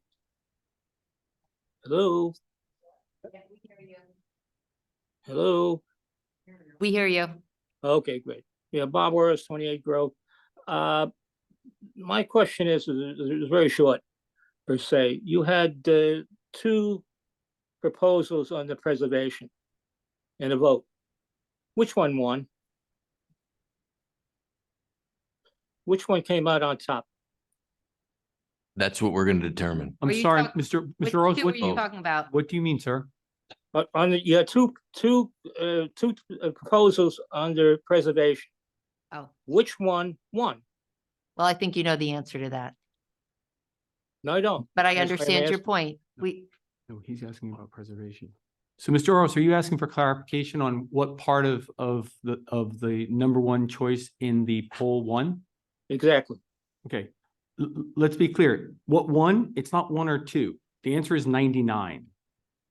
Because technically speaking, folks, the only thing that lost was it getting plowed into the ground and getting planted over with trees. What's left is somewhere between 100% of the building gets saved and 1% of the building gets saved. No, as far as the vote goes, not the Yes. building, as far as the vote goes, which one won? Between, Mr. Rose, I Adaptive think you're reuse, asking sir. us if we asked if we split, asked people to choose between two different options, and we did not. yeah, I realize that. I Okay, realize that. so I there's just no wanna, I answer. just want to make that how would I say? I never liked that. You got three proposals and two choices.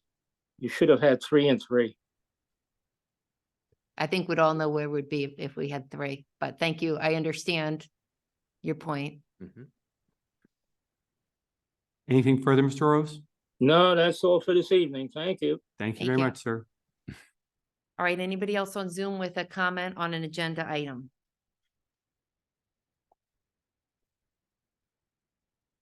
All right. We'll move then to approval of the minutes for the November 2nd, 2023 regular board meeting. Is there a motion? I make a motion, we approved. Yeah, second. All in favor? Aye. Aye.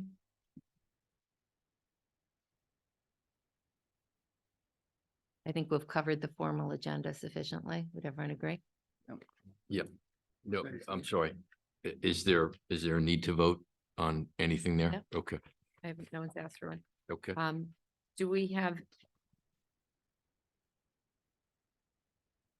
any citizen comments on non-agenda items? Wait, are you gonna vote on the? Want to vote on it before? Okay. Want to Do we- vote on the consent calendar? Do we have a motion to approve the consent calendar with the two minor changes? The stained glass windows will be subject to approval by council. Can we have that removed and voted separately? All right, there's a motion to remove number 4. I believe that's the right number. Any second? Second. Do you actually, we don't have to vote on this. We'll just remove number 4. That can be done. All Right. right, so I do have, excuse me, Mayor, I have one request too, because I have to abstain on the fire department. the fire department, All right, so we'll also remove the gym number 5. because my son is a member and I don't feel that it's appropriate for me to vote. So that we can, because Ed can't vote on it. Okay. Yeah, yeah. All right, so we're gonna, do we have a motion to approve the consent calendar? Yeah, with 4 removed, 5 removed, and number 15 reviewed, and the last reviewed is changed to prepared. That's right.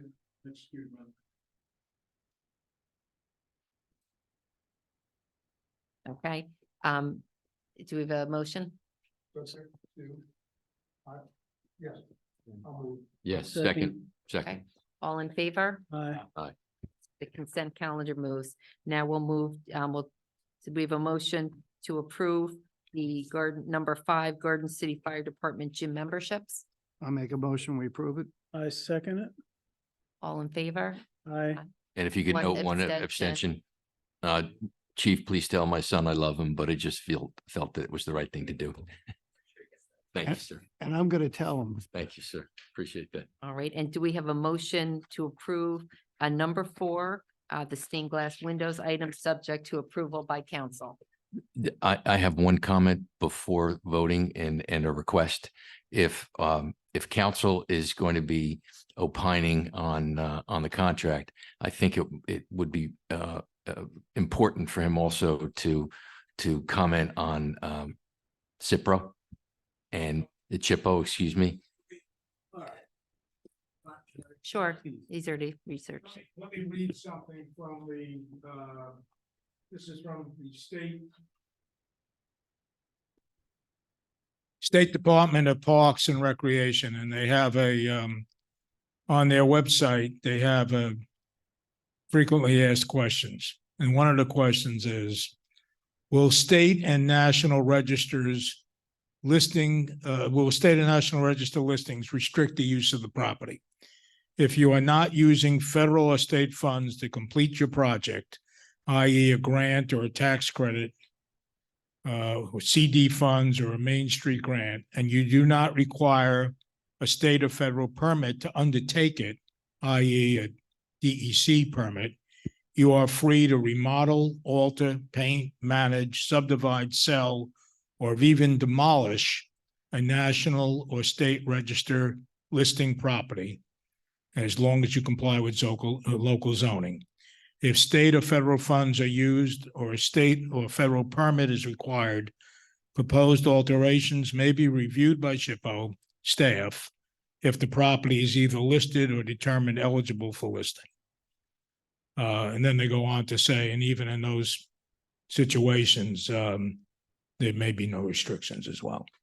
Can I make a suggestion that you just look a little bit more carefully than on the website? Because if I recall correctly, $471,000 in federal and state funds were received by the village on this particular property. Right, I understand that.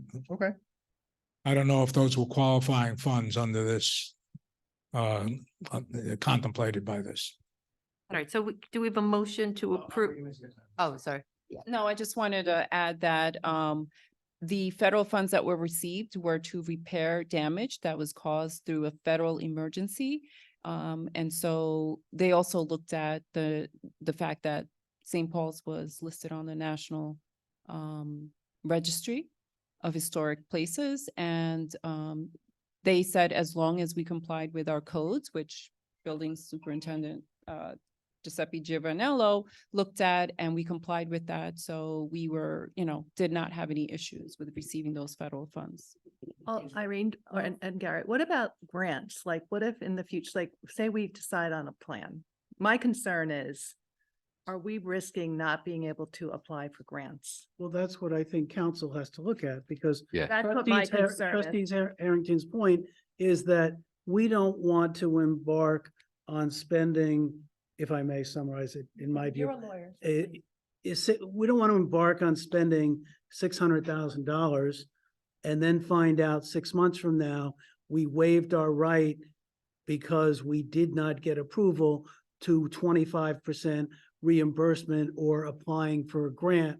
We just want council to check in his approval that doing this without the approval is not waiving any of our rights going forward to grants with regard to this apparently almost $600,000.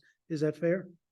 So that's, if you can just look at that, council, because we'd like to make sure that we're not waiving any potential rights to grants or anything else. Thank you. So there's two So caveats. that's part of the approval by council. Okay. So do we have a motion to approve number 4, subject to approval by council as just So detailed? are we then saying that if the grants are affected, then our vote, if we vote for it, the vote then is null and void? No, we would have to revote. We have to revote? Because council would be saying to us, no, you would be waiving some rights, so we would want to put it back before us. And I think we could count on Mr. Swazi's staff to do the right thing and not to engage Mr. Bodie until it was all squared away by us and by the law. Good. Yeah. That's the condition. Okay. All right. So that all being understood, do we have a motion to approve number 4, St. Paul stained glass windows? Second, or so moved. Second. All in favor? Aye. Aye. Any opposed? 1 no? Okay. All right, so that passed. Any citizen comments on non-agenda items? In the room, anyone with this, Mr. Welton? Wow. Perhaps I could lighten up the mood. John Wilton, Chamber of Commerce. Mayor and I are going to meet Congressman Esposito the Saturday after Thanksgiving. He's bringing a small delegation. They asked me to pick out a small local business. Discussing it with my board, which wishes you all Thanksgiving, happiness and well-being. So we picked Key Food, which is, people refer to as Key Food, but it's really the Bedello family that owns and operates it. Yeah. And we picked them because they're generous with donations to all the organizations, Boy Scouts, to music, to dance. So we'll be doing it. I don't have the time yet. They're getting it back to me, so we'll be good. 1325 is a 1325 Franklin is a it's mind-blowing. It's absolutely beautiful. It's an international company called Etsy, ETSE. It's a medical spa, but it's more than that, 6,500 square feet. They're in Italy, they're in Turkey, they're in the United Kingdom. We're all invited when we have the grand opening. And they do coal sculpturing and things of that nature, but it's really a fascinating place to go see. It's just absolutely it's a gem in the village once it gets going and operating. It's a medical, it's not medical procedures per se, but it's No, no. aesthetics and things No, of no, that no, it's nature. in the same building. Oh, I'm In sorry. the same building as Red Door Who's the Spa was. predecessor? Yes, correct. Yes. Okay. We Translation. also have ribbon cutting for Ameriprise. Ameriprise took almost 5,000 square feet at 1001 Franklin on the second floor, and it's state of the art. It's really something to see. They actually built it to almost replicate almost the Wall Street concept in town. And they're gonna boot it up probably with maybe 100 employees. So it's a great addition to the community. We have to stop calling Walk Street. It's now Guffa, G-U-F-A. And the Tommy got back to me and he's hoping to open up the beginning of January. All right, so it looks like we're going forward. Spoke to the principals from Noema today, tried to speak to the management company. I had no luck speaking to them because of the delay with the fire marshal and the management of the company that's overseeing it. They're not looking to open until spring. They're upset. They want to move forward, but there's some certain restrictions that we can't get around. Das Bagels is hoping to have a soft opening the very end of December, but opening in January. That's where Go Greek was. So he has other different bagel spots up. And NYU Langone, as I understand it, is going to have ambulatory patients going in there next week. So I don't know anything more than that, what I was told, and they're going to be proceeding with, I guess, opening it up and starting to operate it. I don't know if it'll be a full opening or whatever the case may be. I have no contact with them, so I'm only getting it. I wrote a little note here about the electrification of our chicken telegraph in the village. Ivorone is not closing. Okay, Ivorone is on the ADRB next month to take care of the front of the building. So who's ever spreading these rumors, please stop. It's there. I spoke to them. They're ready to hit home runs. It's happening. All right. I haven't discussed this with the last two boards. I'm going to just go off topic just for a minute. The Chamber of Commerce is a 501c6. Our unit manning document, okay, by charter, okay, and our bylaws is 21 individuals, a president, an executive board, and the balance are residents. We all work here. We all live here. We all play here. All right. We're the same as everybody else, just as you are. We hold the village's best interest, our residents' interest, and our business interests dear to our hearts. We're all committed volunteers. We are not a municipal functionality. We have no ability to help in zoning or modifications or changes or anything to do. We are a resource. We do best of what we can do. We have clear cooperation with the building department, with the Department of Public Works, with the rec department. We have a great relationship. I think there's been a misconstrued over the last 72 hours. I've had the pleasure of being spoken to by many of our residents in many different ways. And I can assure you that many of them don't understand the task that we're charged with. We are a volunteer organization trying to do what's best for the village. We also keep in mind, we are a dues-driven and sponsor-driven organization who's responsible to represent our dues-paying members. That doesn't mean we won't help and sponsor and work with those that don't pay dues, but that's what we're charged with. We are charged with the vitality and the dynamics and the economics of the downtown business community, which is what we strive to do. So probably nobody knew that there was 21 directors, and that's what we're charged with, and that's our unit manning document. That's how we operate. You see me, but there's 20 other people behind me, and they're as committed as I am in most cases. I did tell the owner of the property. So those 6 properties where the vape shop was going, that's a condominium. He owns those 6 condominiums. Has nothing to do with the units upstairs, though those are owned obviously independently. His name is Mr. Kamarmi. Nice fella, was sensitive, understood it. His thought process was, John, we did nothing wrong. We felt that, we've already discussed it, but I'll be brief. I said, look, what you have done is stand up. You had an enforceable lease. You were kind enough and generous enough to understand that the village needs came. And he said, John, look, I'll do it. We'll work it out. He's made he's actually gave me an email, which I'm sure you have all seen. He made a strong oral commitment. I spoke to him about 3 hours before I came here. He said, John, the lawyers are working it out. They're not going in, they're leaving. I did speak, Kelly, with that young man that spoke to you at length. Okay, he's a pistol. Be that as it may, I think that we did what was best for the village. And this was a collaborative effort. Give the mayor credit. Giuseppe, you should get credit. I think the landlord should get credit, and I think the tenant should get credit. I think this all worked out to be very well. And I think in the long run that the village has succeeded in doing something that was causing consternation that shouldn't have happened to begin with, but it did. So anyway, that is it. As again, I said, my board wishes everybody here a healthy and happy Thank you. Thanksgiving. Thank you, More John. importantly, Thank you, John. Pardon me? please pat yourself on the back for the credit that you deserve Okay. for your efforts on behalf of the village, and all of the efforts that you have specifically with regard to the vape shop. Thank you. You're very welcome. Thank you very much. Anyone else with any comments on non-agenda items in the room? Anyone on Zoom with comments on non-agenda items?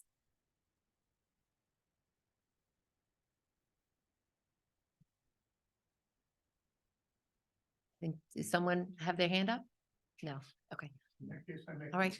Happy Thanksgiving, everyone. Second, aye. All in favor? Aye. Meeting's adjourned. Good night. This is like, I don't run.